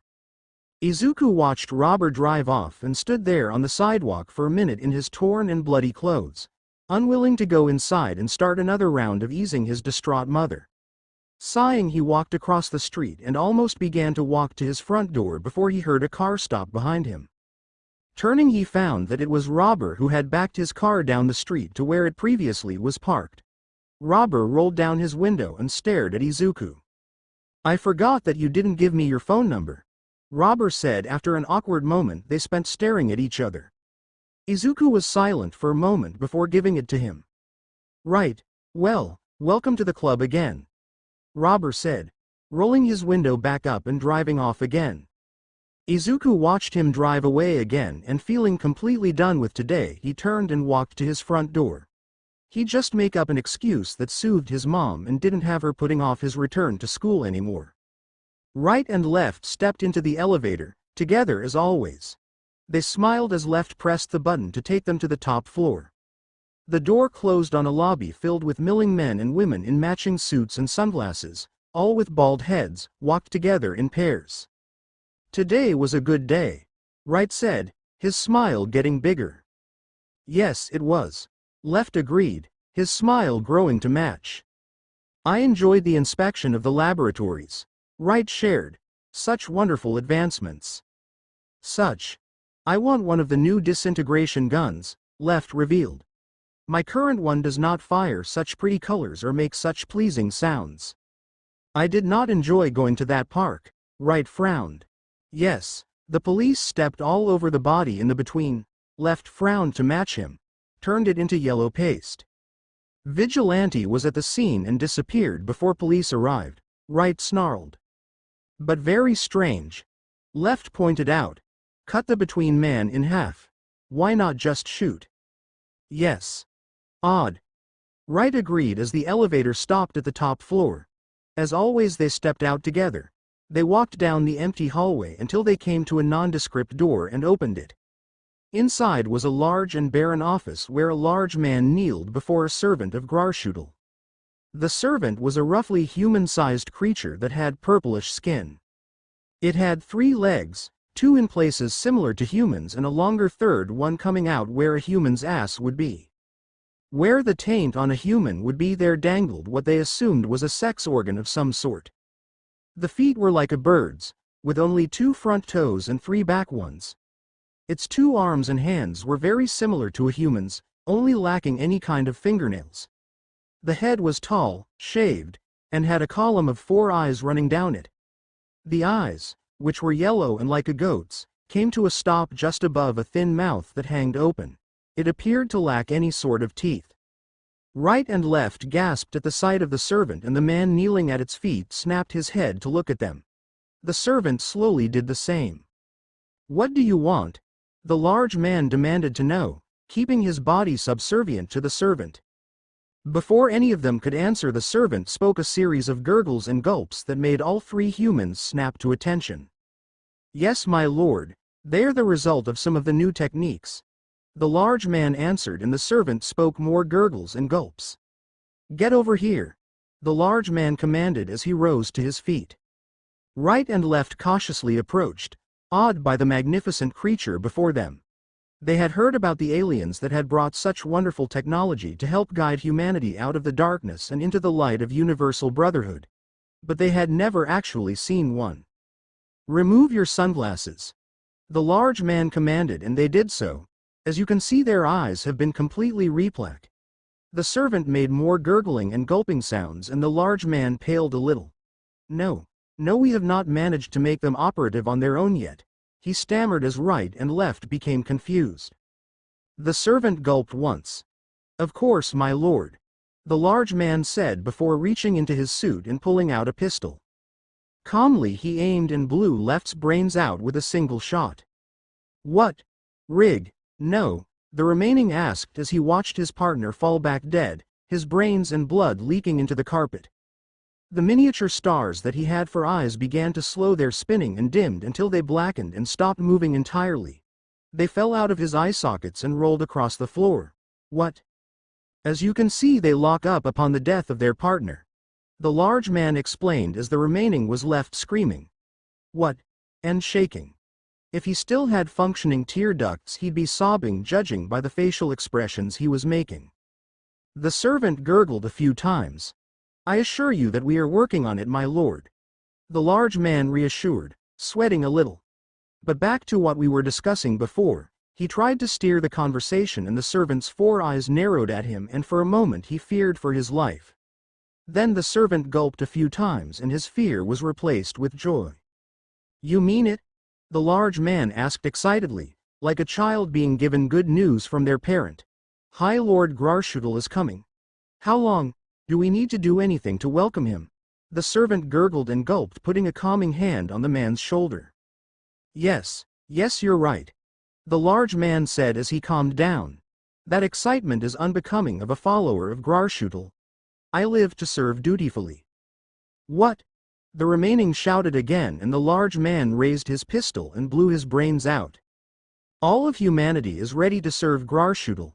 The large man reassured with a smile. To either sing him glories with our voices and magics or kill and die for him with our flesh. The servant did its best to mimic his smile with its mouth, creating a disturbing imitation hiding the alien's disgust at the man in front of it. Were it not for his mark, his flesh would never be served to Lord Grarschutel. Chapter 7. Back to School. Sunday, May 2nd, 2128, 281 days until UA entrance exam. Izuku groaned as he rubbed the palms of his hands over his eyes and then gazed into the bathroom mirror. It was the morning of the day before he went back to school, having taken around 2.5 weeks off due to being kidnapped and then attacked by a feral animal with a quirk the same day he was rescued. That was the official story anyway. His mother wanted to extend his time off after he came home 3 days ago looking like he had been beaten nearly to death and secretly joined a criminal group dedicated to fighting monsters, aliens, and other insanity, but he had talked her out of it. He needed to get back into a normal routine and back into studying if he ever wanted to hope of passing UA's written exam. And if he was going to be getting called in to fight monsters and such, then he needed a stable day life. Okay. You can do this. Izuku whispered to his reflection in the mirror. She'll be so happy that she won't see any holes in the story. Or she won't want to see them. He reasoned as he left the bathroom and made his way down the stairs to where his mother was watching TV in the living room. Hey, Mom? He stuttered to get his mother's attention. Can I talk to you for a second? Of course, sweetie. His mother answered with a smile as she turned the volume down with the remote and patted the spot on the couch next to her. What do you want to talk about? She asked as he sat down next to her, sweat beading on the back on his neck and forehead. I just wanted to tell you about something. Before I go back to school tomorrow. Izuku started, not looking at his mother and keeping his hands placed firmly on his knees. What is it, honey? His mother asked, concerned at her son's behavior. If you need more time before going back to school, I can easy. No. He interrupted her before she returned to trying to keep him at home until she was sure that he was fully recovered from his ordeals. I think it's better if I just show you. With a deep breath, Izuku leaned forward and brought his hands off his knees so that they could cover his mouth. Here we go. Izuku thought as he closed his eyes. Kefkok xexxex hooked. He whispered behind his hands so that his mother had no chance of hearing the magic words as he vanished from her sight. He opened his eyes and looked at his mother in the now slightly brighter living room. Her mouth was agape and her eyes were nearly bugging out of her head as the remote for the TV slipped from her hand. She tried to speak, but instead she could only manage to move her mouth up and down a few times, making some indiscriminate noises. UFG CASWLOFGH. Izuku said, and the room dimmed slightly for him as he returned to the real world, reappearing as suddenly as he disappeared for his mother. Mom, I think I have a quirk. How? She cried as she cautiously grabbed his shoulders to make sure that he was real. You've never shown any signs of having a quirk. The doctor even said that it was impossible. This was it. Time to see if his lie was good enough. When I was kidnapped, Izuku started. I panicked and tried my best to escape. And after I tried everything I could think of, I got desperate. I don't know what I did, but when the guy who kidnapped me came down, he couldn't see me. He lied through his teeth. He was so confused that the hero who saved me caught him and his accomplice by surprise while they fought. He was pretty sure that was what the hunter had been charged as. That was before the government agents had come to take care of him, whatever that entailed. Somehow I must have turned it off because the hero was surprised to find me in the room all of a sudden. But where did this quirk come from? His mother asked, confused, her grip on him loosening. You should have gotten in back when you were 6 or 7 at most. I think I did, Izuku said quietly, looking away from his mother. What? She asked, equally quiet. It was a few months after we went to the doctor's. He began the part of his lie that was complete fabrication and not based on actual, but much weirder, events. I remember times when I'd be looking in the mirror and not see anything. Sometimes my clothes wouldn't become invisible with me and they'd be just floating there. What? His mother asked, and he gently took her hands off of him, not wanting to test the quirk nullification of magic just yet. He sighed once again and made a show of breathing deep with his hands over his mouth to cover the magic words again. This time he made sure to focus on not bringing some of his clothes with him. When his mother's eyes widened and she looked down at his feet, he knew that he had managed to leave his socks behind. He did a little kick for dramatics and she gasped in shock, which brought a smile to his face. I think that I suppressed my quirk, Izuku reasoned when he came back to the real world. Since the doctor said that it was impossible for me to develop one, I figured that what I was doing was impossible and just. He stopped talking as his mother's eyes teared up and she tried to cover up a sob with a gasp. Mom, what's wrong? I'm so sorry, Izuku, his mother cried. I shouldn't have taken you to that doctor. If I had just given you more time than you would have. No, Izuku quickly shouted to try and save his mother's feelings from his lie. There's no way you could have known. I hadn't shown any sign of getting my quirk, so you were right to be worried. But then you ended up thinking it was impossible for you to have a quirk and you had to be nearly killed to remember it. She argued with tears beginning to stream down her face. I told you that it was impossible for you to be a hero. Izuku twitched at the memory of the event she was referring to. When after they had been told that it was next to impossible for him to develop a quirk, he had asked his mother if she thought he could still be a hero. Her answer hadn't been what he was hoping to hear. Mom, that doesn't matter now, he said as he now put his hands on her shoulders. What matters is that I can use my quirk to help people. I can be a hero now. He had to remind himself to say quirk instead of spell or incantation. Izuku, she said as she threw her arms around her son and hugged him with all her might. I'm so happy for you. Izuku circled his arms around her and returned the hug with a smile. You can be a hero. Thank you, Mom, he whispered as he sniffed to hold back his own tears. I'll use my invisibility and intangibility to save as many people as possible. From villains and, worse if need be, he declared, getting close to revealing more than he should. Your invisibility and your what? His mother asked, pulling back to look at him confused. Oh, yeah. Izuku started to get flustered. My quirk kinda has a secondary effect. He smiled as his mother's face just got more confused. Remember when I left the house and got attacked by that iguana with a quirk? He asked and she nodded her head. Well, the reason you didn't hear me leave was because I didn't need to open the door to get outside. This was going to take longer to explain than he thought. Monday, May 3, 2128, 280 days until UA entrance exam. Bakugo leaned back in his seat with his feet propped up on his desk, as he waited for class to start, doing his best to ignore the idle chatter of the idiots around him. He couldn't wait to get out of this shitty school and onto his path to becoming a hero. It was getting harder and harder the closer the entrance exams for high school got. He prayed that UA lived up to its reputation and provided at least a modicum of challenge to him to liven things up. He doubted it though. He hadn't met anything or anyone that had provided a challenge before, so there was little chance of it happening in the future. All right. Settle down everyone, their teacher said as he walked into the classroom followed by Deku. Bakugo stared as fucking Deku followed behind their teacher and stood next to him in front of the class, nervous as ever but with a new backpack. Guess he lost his old one when he got fucking kidnapped. Alright.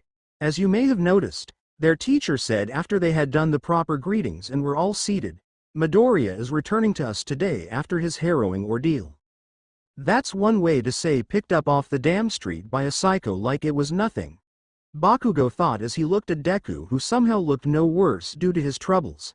Still there was something bothering him about that whole business. Why the fuck had it not been a bigger deal? When a crime was committed in an otherwise peaceful neighborhood, there was usually a huge outcry about the absence of police or heroes that could have stopped it. Then there'd be a number of heroes that normally patrolled more high-profile areas, making a show of being in the suburbs or even daring the more dangerous neighborhoods. But after Deku was found by some D-lister, there was nothing. No news about heroes or the police making an effort to stop such a near tragedy from happening in the future. No follow-ups about what the kidnapper had even wanted Deku for. No one knew if he wanted to ransom Deku, kill him, or fuck him and then kill him. It was as if what happened to Deku was just something to be forgotten as quickly as possible. The same for the news of him getting attacked by some kind of wild animal after being rescued. Bakugo had only heard about that from his mom, who heard about it from a mutual friend of Deku's mom. However, he was willing to write off the animal attack as Deku just being a fuck up as usual. Now before we get to welcoming Midoriya back proper and helping him catch up for all the time he's missed, the teacher said with a smirk, gesturing to Deku, Midoriya has a special announcement to make. My, fellow classmates, Deku announced nervously, fidgeting in place and making Bakugo snarl in annoyance. I'm, back. There was a few moments of silence. Fucking wow. Bakugo thought as Deku realized that he had more to say and continued. And, during my troubles I was able to learn something about myself. Deku then took a deep breath and nervously rubbed his hands over his face before having them stop over his mouth. And then he fucking vanished into thin air. The class went dead silent as they all stared mouth agape at where Deku had been standing, with the exception of their teacher, who stood smirking at their reaction. It seemed that he had either already seen this or been briefed on it. And a moment later Deku was back, reappearing as suddenly as he disappeared. Fucking what? Bakugo thought, stunned, his eyes narrowing as his gaze turned into a glare. Fucking what? How in the hell was this possible? He thought as his emotions returned and he felt familiar rage soaring up. Through his rage he listened very carefully to the bullshit that Deku spewed. How he had suppressed his quirk after being told that it was next to impossible that he'd develop one by a doctor. How he had rediscovered it when he had been kidnapped. How he'd been trying to figure out what it was on his own, and that he had invisibility and fucking intangibility. Bakugo sat in his seat and listened carefully to everything that Deku said and the questions he answered before their teacher had him take his old seat and start class. He listened and heard bullshit. Bakugo waited until school was over to confront Deku.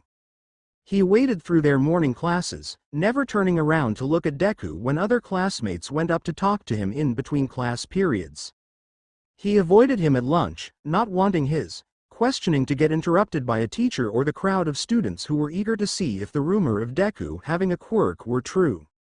He left early when the last class ended, not even waiting for his friends to try and figure out how to spend the afternoon. He didn't go home though, he waited for Deku to leave and followed after him. Deku didn't take the path home that he normally did, probably because last time he got kidnapped, so Bakugo had to wait until he was in a suitably isolated. When Deku turned down an empty suburban street that led towards his house, Bakugo saw his chance. Deku. He hissed as he came up behind the green-haired nerd who froze in place and slowly turned around to face Keikachan. Deku stuttered as Bakugo calmly grabbed his shirt by the shoulder and lifted him up slightly to glare down at him. Do you think that I'm an idiot? Bakugo asked quietly. What? Deku stuttered again and Bakugo snarled as he shoved him against a nearby wall. Do you think that I'm so stupid that I'll buy your little story? Bakugo shouted as Deku shook with fear. You expect me to believe that you had a quirk all along and just forgot about it? The doctor said it wasn't likely, so when Deku started to explain before Bakugo growled. Who the fuck hears that something is impossible and then when it happens assumes that they are wrong and not the person who said it was impossible? He argued. Are you such a pansy that you trust some random doctor over your own senses and experience when they say he is wrong? I was like 5 or 6 years old, Kachan. Deku argued right back. I only activated it a couple times by accident before I suppressed it. That's another thing. Bakugo shouted. How did you get so much control over your quirk that you could stop it after only a few times? He heated up his palm, holding Deku's shoulder to get a little smoke going. Do you know how long it takes to be able to do that? No, you wouldn't. You got extra playtime while the rest of us were sent to quirk control classes. I don't know, Kachan. It just came naturally, Deku said, averting his gaze from Bakugo. Naturally, my ass. Bakugo growled. Do you have any idea how many clothes and toys I accidentally blew up as a kid? There's no way that a sniveling little shit like you had no problems at all. Well, using the invisibility is kind of easy, but I'm still having trouble with the intangibility, Deku revealed. Moving through things is still really hard and slow. And another thing. Bakugo practically screamed. How the fuck do you have invisibility and fucking intangibility? He growled and Deku shrunk in on himself. There's no way that a little shit like you would have 2 quirks. Kachan, I don't know what to tell you, Deku cried out as he finally turned to look at him again. I just got lucky, that's all. Just like everybody else. Lucky? Bakugo shouted. My mom can secrete sweat at will and my dad's palm sweat can fucking explode. You really think it was luck that I got the quirk I did? Granted, as far as Bakugo knew, they didn't hook up based on the possibility of creating a kid with the best combination of their quirks. Which is why I want to know, how the hell does your mom's pulling small objects and dad's fire breathing create what you have? How does it even come close? Your parents' quirks are no guarantee of what quirk you're going to inherit, Deku responded with his own quirk knowledge. They're just a good indicator. Sometimes children get completely random quirks. Bakugo just snarled in response. Kachan, what do you want me to say? What do you want to hear? Deku asked, hopeful to appease him and be on his way. Do you think I'm an idiot? Bakugo asked again and Deku blinked in surprise. What? No. He answered quickly while shaking his head back and forth. You're one of the smartest kids in class and aced the mock.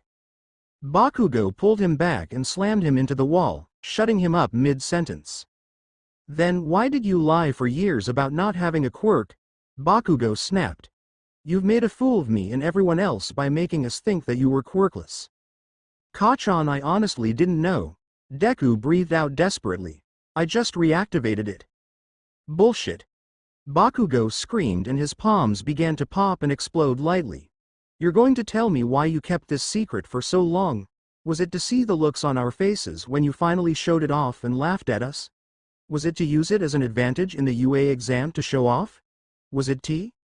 A sharp ringing sound cut off Bakugo's rant.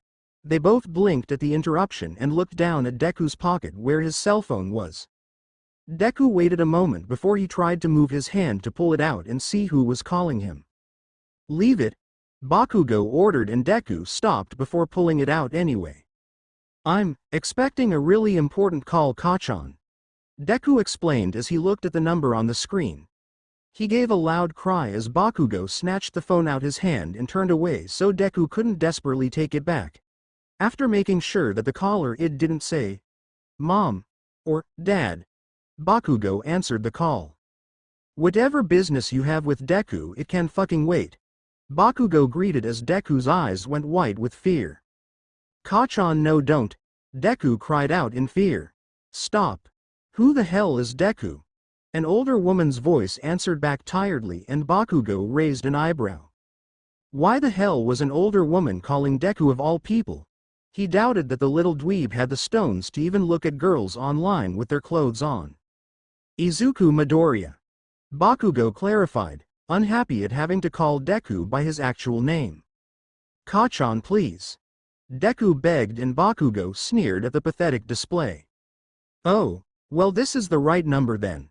The woman didn't seem to be happy with that news, she sounded as tired as ever. Put your friend on the phone, kid, I got important things to talk about with him. No, Bakugo answered and hung up, turning back to a horrified Deku. Now, you're gonna tell me WH? The phone rang again and Bakugo saw that it was the same number as before. Growling, he answered the call again as Deku redoubled his efforts to get his phone back. I said. Listen here, you little shit. The older woman calmly cut him off. I don't care if you're his best friend, his worst bully, his brother, or his boyfriend currently engaged in your favorite activity of gobbling his cock. She explained, and Bakugo was stunned for a moment before an unbelievable rage began to boil up. The fuck did you just say to me? He growled, and Deku began to actively claw at Bakugo's arms to try and pry himself loose. I'm gonna kill you, lady. Give me the damn phone, Kachan, Deku said through gritted teeth, before you get yourself into trouble. You are going to hand this phone over to Deku, Izuku, or the slugger. I don't care what he's called right now. She continued, ignoring him. If you don't, I will find you, shoot you in your kneecaps, and then dump you off with the first thing with enough tentacles to show you a good time. And let me tell you, tentacles don't work like they do in the hentai. Way more blood and broken bones. What the fuck are you? Bakugo was going to demand before he caught a glimpse of Deku's legs making movement below him. The next moment was filled with pain as Deku kicked him square in the balls. Hello. MS Entertainer. Deku shouted into his phone in a panic as he ran away from Bakugo, who was curled on the ground clutching his testicles. Yes, I'm so sorry. I'll be right there. And with that he raced down the street, disappearing with his quirk when Bakugo was just getting back on his feet. I'm gonna fucking kill you, Deku. Bakugo screamed down the empty street, knowing that his being invisible and intangible didn't stop him from hearing his threat. I'm gonna kill you, and then I'm gonna figure out what the fuck is going on. Izuku ran panting through the between, nearly tripping over impossible to move litter and a very surprised blue iguana. He raced back to his neighborhood where the entertainer was waiting near his house, ready to give him his supplies so he could start his duties for the little group they were a part of. He threw a glance over his shoulder to make sure that Kachan wasn't somehow following him to exact revenge for his kick to the Katsuki family jewels. When he felt safe, he left the between, ignoring the little pack of blue iguanas that the one he had startled had gotten together to try and kill him following behind him. Sighing in relief, he slowed to a walk and eventually made it to his street, where on the corner was a small parked car. The entertainer stood leaning against it with bags under her eyes and a frown on her face. You need to find a better class of people to hang out with, she said when Izuku walked up to her and started spewing apologies. Come on, I got your stuff. She then turned around and entered her car from the driver's side, and Izuku walked around to the passengers and got in.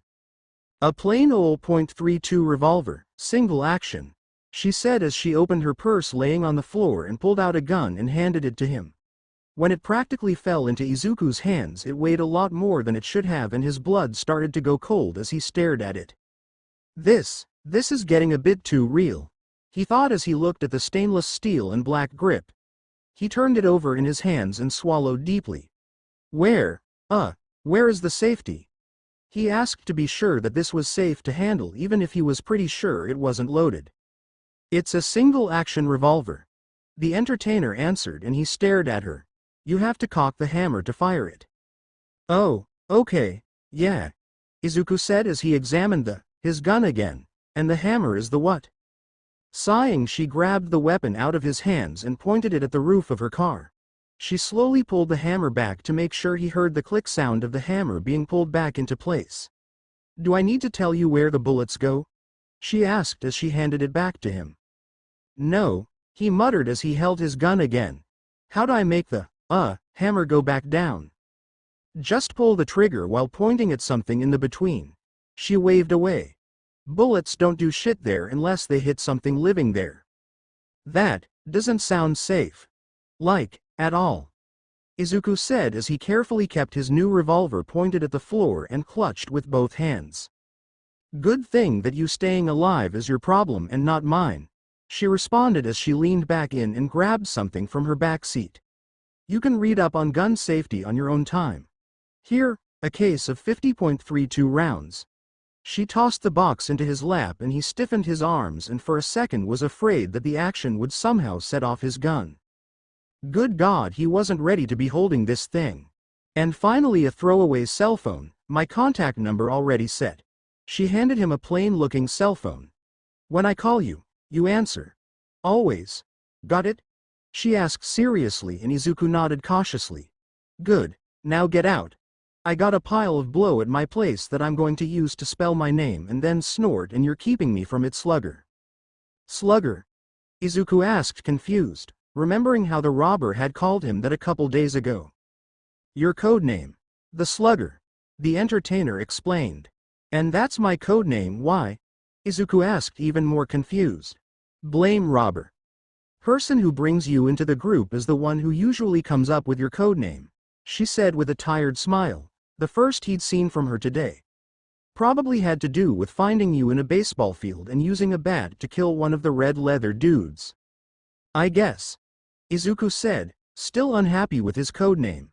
I don't really play baseball, or any sports so it's kind of. I really don't care how you feel about it, kid, she said, the smile disappearing. Now pack up your shit and get out.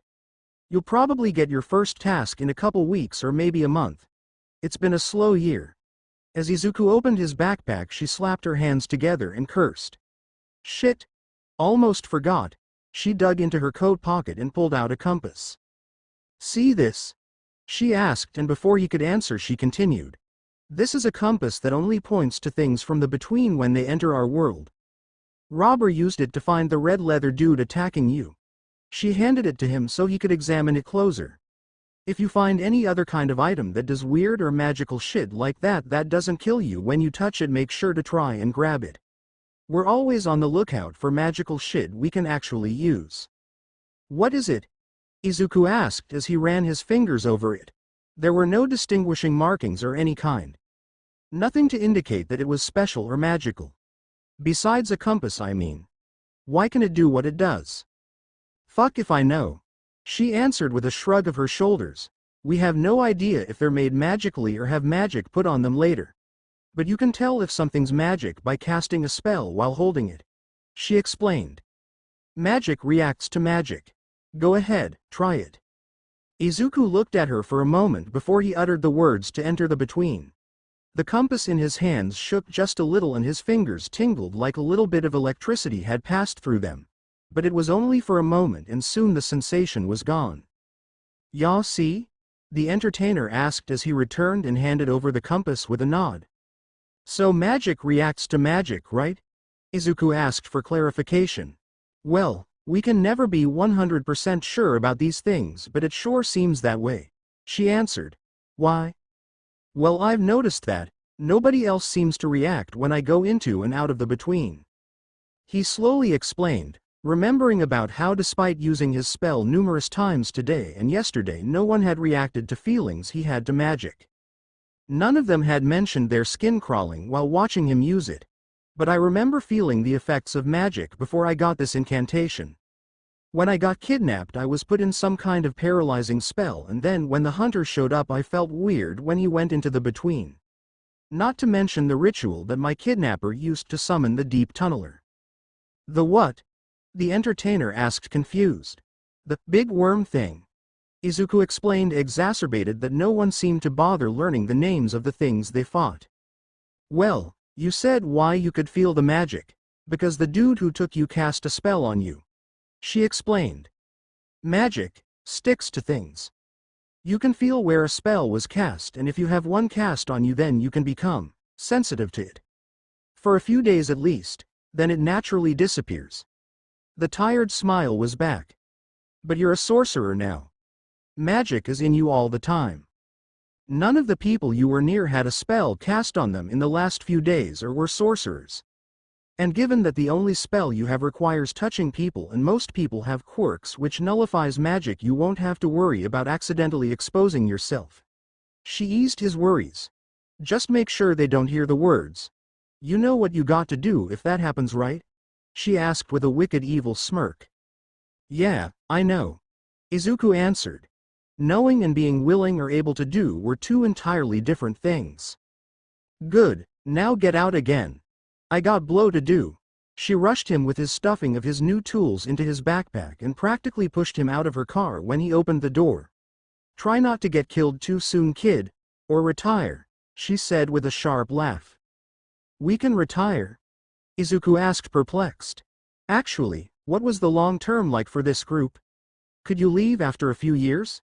How long had it taken the entertainer to become the second in command? Or the boss to become, well, the boss? In a sense. She laughed as she made a gun with her hand and put it to the side of her head. Bang. She smirked as she pulled the passenger side door closed while Izuku stood there trying to comprehend what she was implying. Second biggest killer after monsters. She yelled as she sped off down the street, and Izuku was left standing there with his new backpack loaded down with replacement school supplies. A new cell phone for work, and revolver with so many bullets that he prayed he wouldn't need. Across the universe an old god heard his prayer and laughed across the galaxies. Chapter 8. First time. Friday, May 21, 2128, 261 days until UA entrance exam. True to his word, Bakugo had tried to fucking kill Izuku the next day for kicking him in the balls during his little interrogation.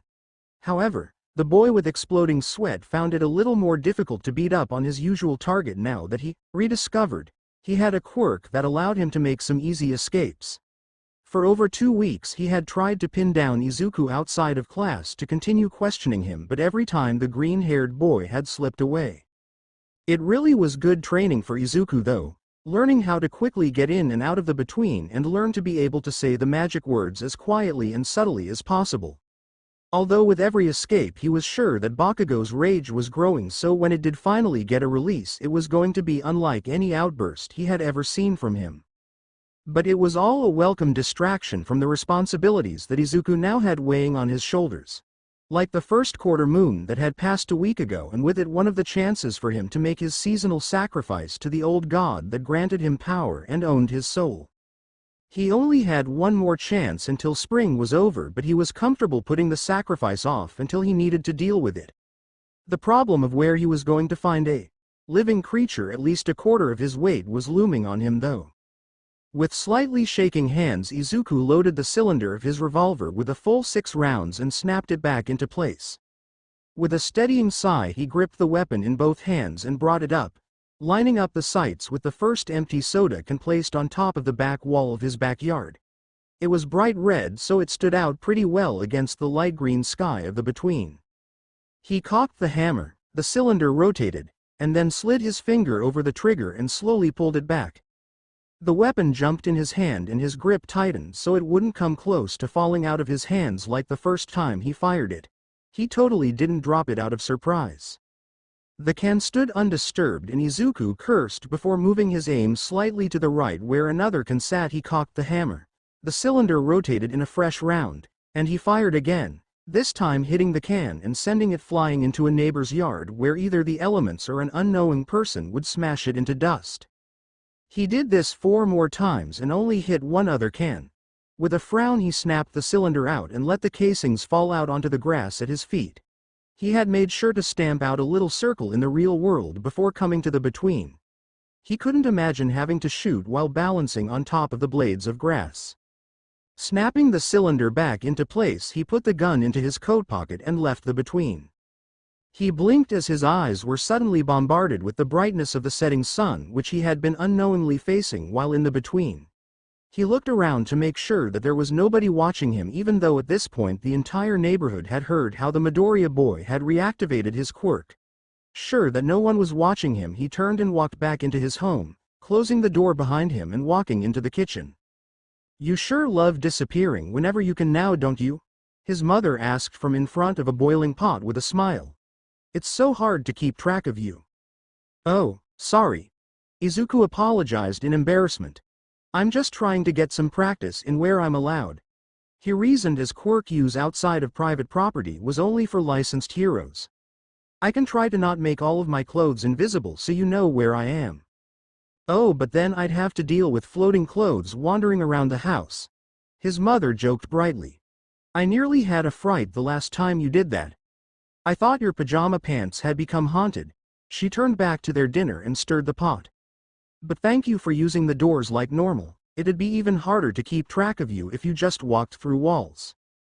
That's still a bit hard to do, Izuku said honestly. It was very weird that the practices he had done in secret, the towel and clothes tests, were now things that his mother knew and joked about. She had been especially perplexed the first time she caught him hanging his towel in his doorway and as he explained what he was doing.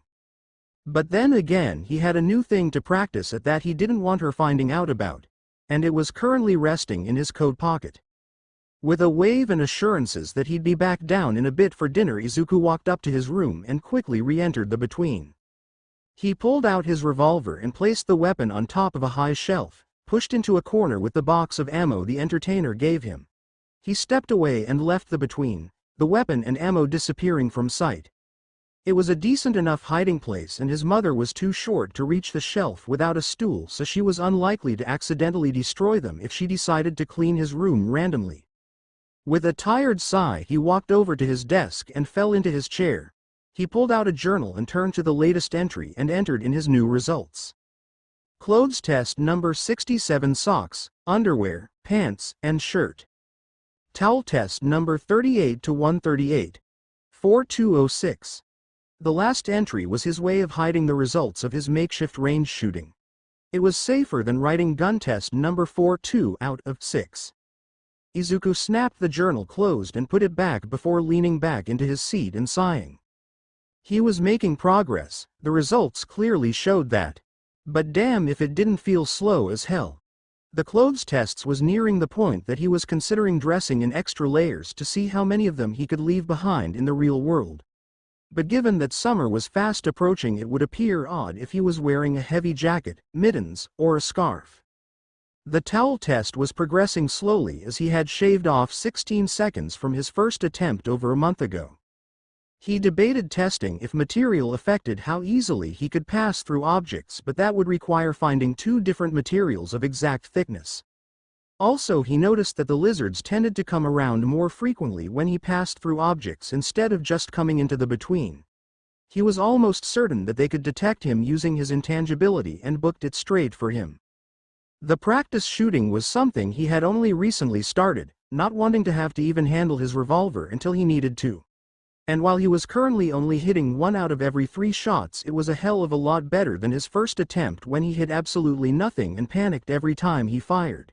But with every test he used up 6 rounds, and now he had used up nearly half of the 50 rounds given to him by the entertainer. Izuku. Dinner. His mother called from downstairs and Izuku pushed all those thoughts from his mind as he went downstairs to enjoy his mother's cooking. Izuku is settling down to bed when his special cell phone rings for the first time. He looks up from his pulling back of the sheets as he was about to climb in and searches the room confused. He had never heard the ringtone before, and when he does find the phone in a drawer in his desk, his heart stops as he realizes what this means. The caller id just said work. With trembling hands he answered the call and brought the phone up to his ear. "Hello?" he asked, trying to mentally prepare for whatever problem had come up that he'd need to take care of. "Hey ya slugger." The entertainer answered with a much more pleasant tone than the last time he had spoken to her. "Was she on drugs? What drugs made you pleasant? Ready for your first time?" "Yeah, sure." He lied. He knew that he'd have to go out and fight these things eventually. Hell, his desire to be a hero had been partially changed to want to protect people from stuff like this. But now that it was here, with him still needing several minutes to be able to walk through a door, he was nowhere near ready. "Good, now here's what I got for you," she said as Izuku sat on his bed and listened carefully. About 30 minutes ago the killer spotted some dead human bodies dumped in the opening to a subway tunnel. A lot of them, she explained, and Izuku swallowed, a pit already forming in his stomach. "Thing is, they're in the between.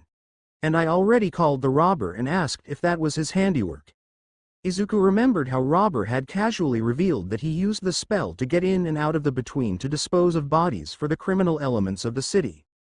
He says that he's never dropped off any bodies there or multiple in one spot. So someone or something is stealing his shtick. Entertainer said almost happily. You get to try and figure out who or what. And when you do, deal with them. There was a pregnant pause. You got all that? Yeah. Yeah, I got all that.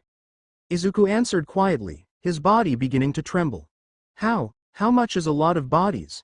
He asked, not wanting but needing the answer. Killer said he spotted more than a dozen, but there could be more. Entertainer answered pleasantly, as if talking about her good day at work.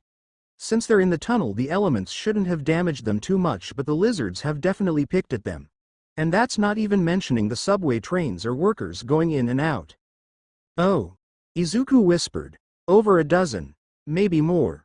All right, I'll go first thing in the morning. What's the address? He asked. Given that tomorrow was a Saturday, that gave him the entire weekend to try and solve this, well, either mystery or case. He'd settle on a term later. Yeah, there's no real rush on this one, the entertainer said after she gave him the address. Now if this was some sort of living or active thing, then I'd be telling you to get your ass out of bed. But then Killer would be technically getting this job and you'd just be assisting him. He could hear the grin in her voice as she spoke this next bit. And I don't think you'd like having to do things Killer's way. Not at all. Why is his code name the Killer? Izuku asked with some apprehension. Given that Robber had dubbed him the Slugger due to him killing the Between Man in a baseball field and with a bat, he didn't like thinking about what the Killer had been doing to earn that code name. Especially since killing the monster attacking you was the prerequisite for being allowed, forced to join, and was therefore nothing special. You can ask when you eventually meet him, the entertainer said, evading the question. Now if you ain't got any more questions, then I'd like to say good night. Call me when the job is done to give me a report, or if you're in over your head. I may, she highly emphasized that last word, get someone to come help you. But never count on that, okay? She spoke seriously now, unlike when talking about piles of dead humans.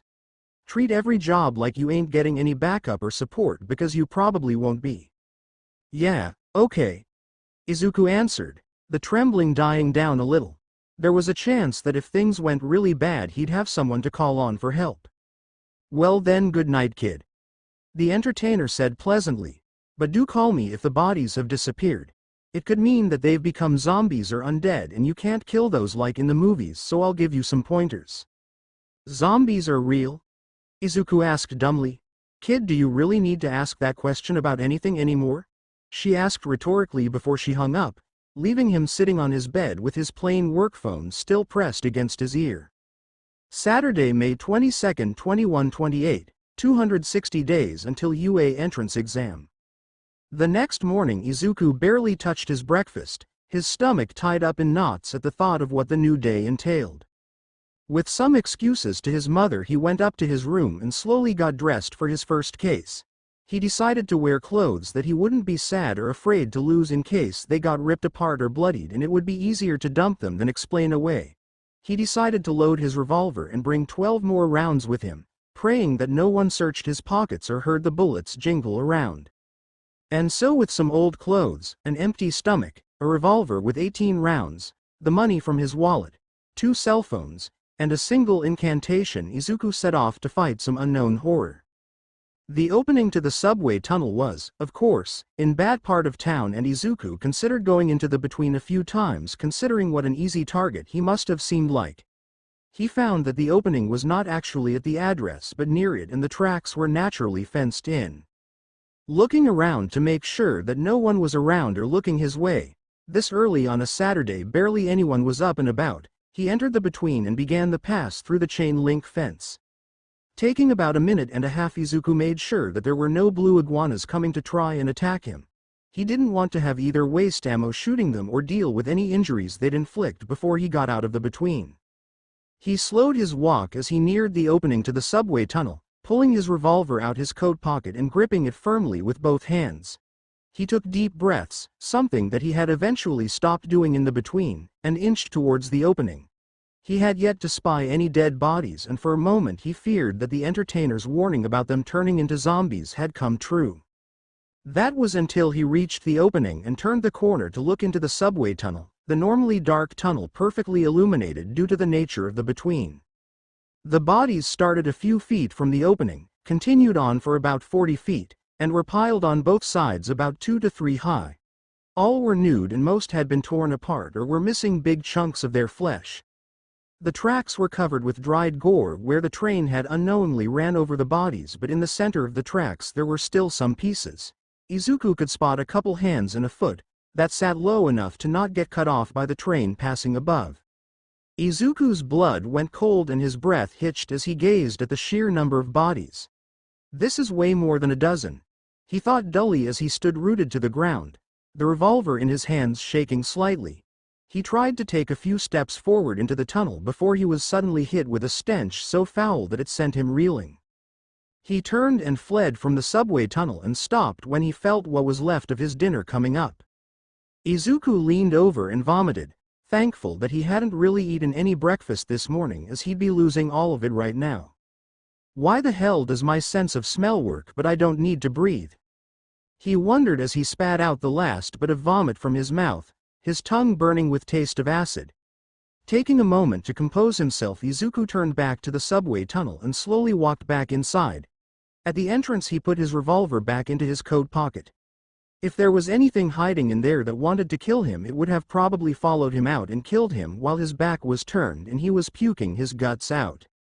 He stuck to the right side of the tunnel and approached the first body, doing his best to not vomit as he got closer to the decomposing corpse. Izuku had no idea how quickly decomposition occurred, especially in the between, but this body's flesh had mostly rotted away and there was hints of the skeleton beginning to be unearthed.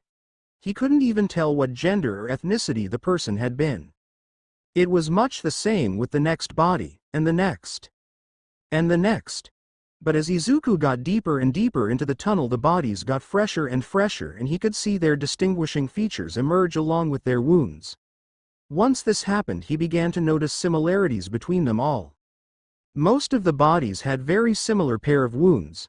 While he couldn't be sure, lacking any kind of experience or education in these sort of things, one wound was a number of perfectly square wounds an inch deep that, he assumed, had been flesh cut out from one of the fatter parts of the body.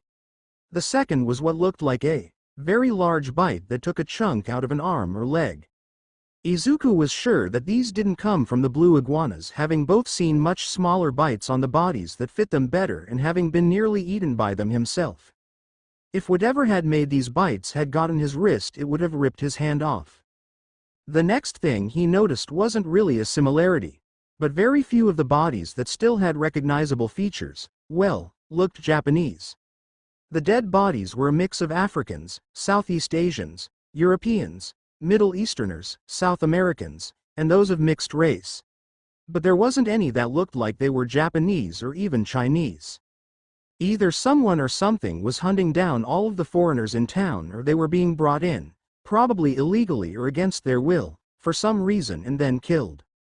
Neither possibility was particularly pleasant, but he could spot these ethnic features primarily because as far he could tell none of them looked like they had quirks. While quirks that caused drastic physical changes like making a person appear like an animal person or have extra limbs weren't common, they weren't a rarity. And quirks that did cause small physical changes were common enough to not raise eyebrows. But for the 38 dead bodies around him, give or take as the trains and workers had done a number, the chances that none of them would have a quirk that affected their bodies in some noticeable way was extremely low. Unless they were all quirkless, of course. Izuku sucked in a breath at the thought, and gagged at the stench of death that came with it, as he realized how distressingly probable that was. If these people were being used as sacrifices or hunted by a monster, then according to Robert they'd have been sought out due to not triggering whatever avoidance instinct that quirks brought out. Or rather the instincts that marks of Grarschudel brought out. All of these common features made for a clear and disturbing picture that unfortunately didn't tell him anything other than possibly quirkless foreigners are being cut up, chewed on, and killed for some reason and dumped here. So when he spotted a body a dozen feet away from the others further into the tunnel that was completely unlike the others, Izuku got curious. So curious that he didn't hear the distant sounds of a train approaching as he kneeled down to inspect it. The body was clothed and female, dressed in clothing that his mother would have called in hushed words a streetwalker outfit. She was lightly rotted, so she hadn't been here that long and had a visible quirk. that quirk being apparently the possession of 3 breasts that were packed into a tight red tube top. Other than that, she looked traditionally Japanese with brown eyes, now dead and sightless, and long black hair. The train was getting closer now, and the tracks began to shake a little as it approached. While she did have the telltale signs of being chewed on by the blue iguanas, there was no square pieces of flesh cut away or larger bitten of chunks.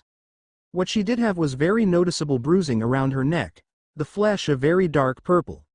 Even he knew that this was the result of her being strangled to death.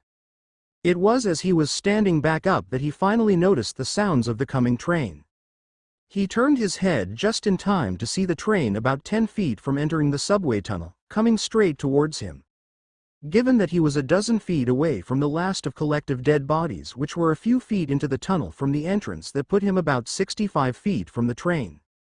While the train wasn't traveling as fast as it could, it still gave him just under 3 seconds to get out of the way before he was run over, the conductor having no idea that the teenage boy was there. In a panic, Izuku briefly considered going intangible and letting the train just pass through him. But given that he had never tried something like that, he had no idea if it would just pass through or carry him along with it as he slowly went through it, like with everything else. Another possibility was that he lost focus and stopped being intangible while the train was passing through him, which would leave a part of him lodged inside of it. Both of those possibilities ended with him being dragged along with the train, his feet or lower body most likely being turned into a bloody mess as he was carried along the tracks for who knew how long. With no time to spare, Izuku leapt to side of the tracks and pressed his body as tight against the wall as he could. A moment later the train zoomed by, none on board realizing that they had almost run over a teenager or were passing a literal pile of dead bodies. "Oh fuck. Oh fuck." Izuku whispered, terrified at this brush with death. As the train sped away, he inched along the wall he was pressed against, and when the train was entirely past, he bolted out of the tunnel. Once he was far enough from the tracks, he left the between and collapsed on the ground, taking deep breaths. He had almost died because he hadn't been paying attention. How the fuck had he forgotten so quickly how dangerous the between was? Fucking stupid. Fucking cocky idiot. He cursed himself and his comfort with the between. He took having not been attacked by blue iguanas or another between man, which he'd never see another of, as having mastered the alternate space. "Hey kid, what are you doing over there?" a voice yelled, and Izuku looked up to see a passerby yelling at him from the other side of the chain link fence. "It ain't safe to hang around the tracks, you know." "Yeah," Izuku said as he got to his feet on shaky legs. "I know," and with that he re-entered the between and walked up to the fence, the passerby stunned at his sudden disappearance. A minute and a half later he was through the fence and walking down the street until he eventually came to an empty bus stop. Leaving the between, Izuku fell onto the bench and sat there, waiting for his nerves to calm. After a few minutes he pulled out his primary cell phone and began searching for missing persons reports in his city. He hoped to find one about the strangled woman, since she was the only one who looked local and was so different from all the others. He was in luck as she was the third one on the list. Akari Higashi, age 29. Last seen a week and a half ago by her landlord as she left for work. The apartment building was listed as her last known location, and there was a contact number for anybody who had seen her. Izuku searched the address and found that it was only 2 blocks away. Did that mean that who or whatever killed her was close by too? They seemed to use the tunnel as a dumping ground, assuming her and the pile of dead mutilated bodies were connected. He highly doubted they weren't, though. It didn't seem logical for someone dumping a corpse to use a spot already being extensively used by someone else. Still, there was one more problem before Izuku set off to her apartment. He eyed the contact number of the missing persons report, debating whether or not he should call it. She probably has family and friends who need to know what's happened. He thought to himself, but what was he going to say? Was he going to go back down into the tunnel and bring her body out of the between and let the police figure out how a woman who was more than a week dead suddenly got there? And what about her killer? What if they heard about her body being found before he could find them and they booked it? And what about the other dead bodies? They weren't from around here. The missing persons list was nowhere near that long, and a literal mass of naked cut-up bodies suddenly appearing would likely cause a panic. I'll think about it when I've caught her killer. Izuku decided, standing up and beginning the walk to her apartment building, his legs no longer shaking. And if I do decide to do something about her and the other bodies, I'll be sure to check the subway schedule beforehand. Well, I hope everyone liked the story, and please share or leave a like, or subscribe to see that you guys like the story, and I'll see you all on the next one.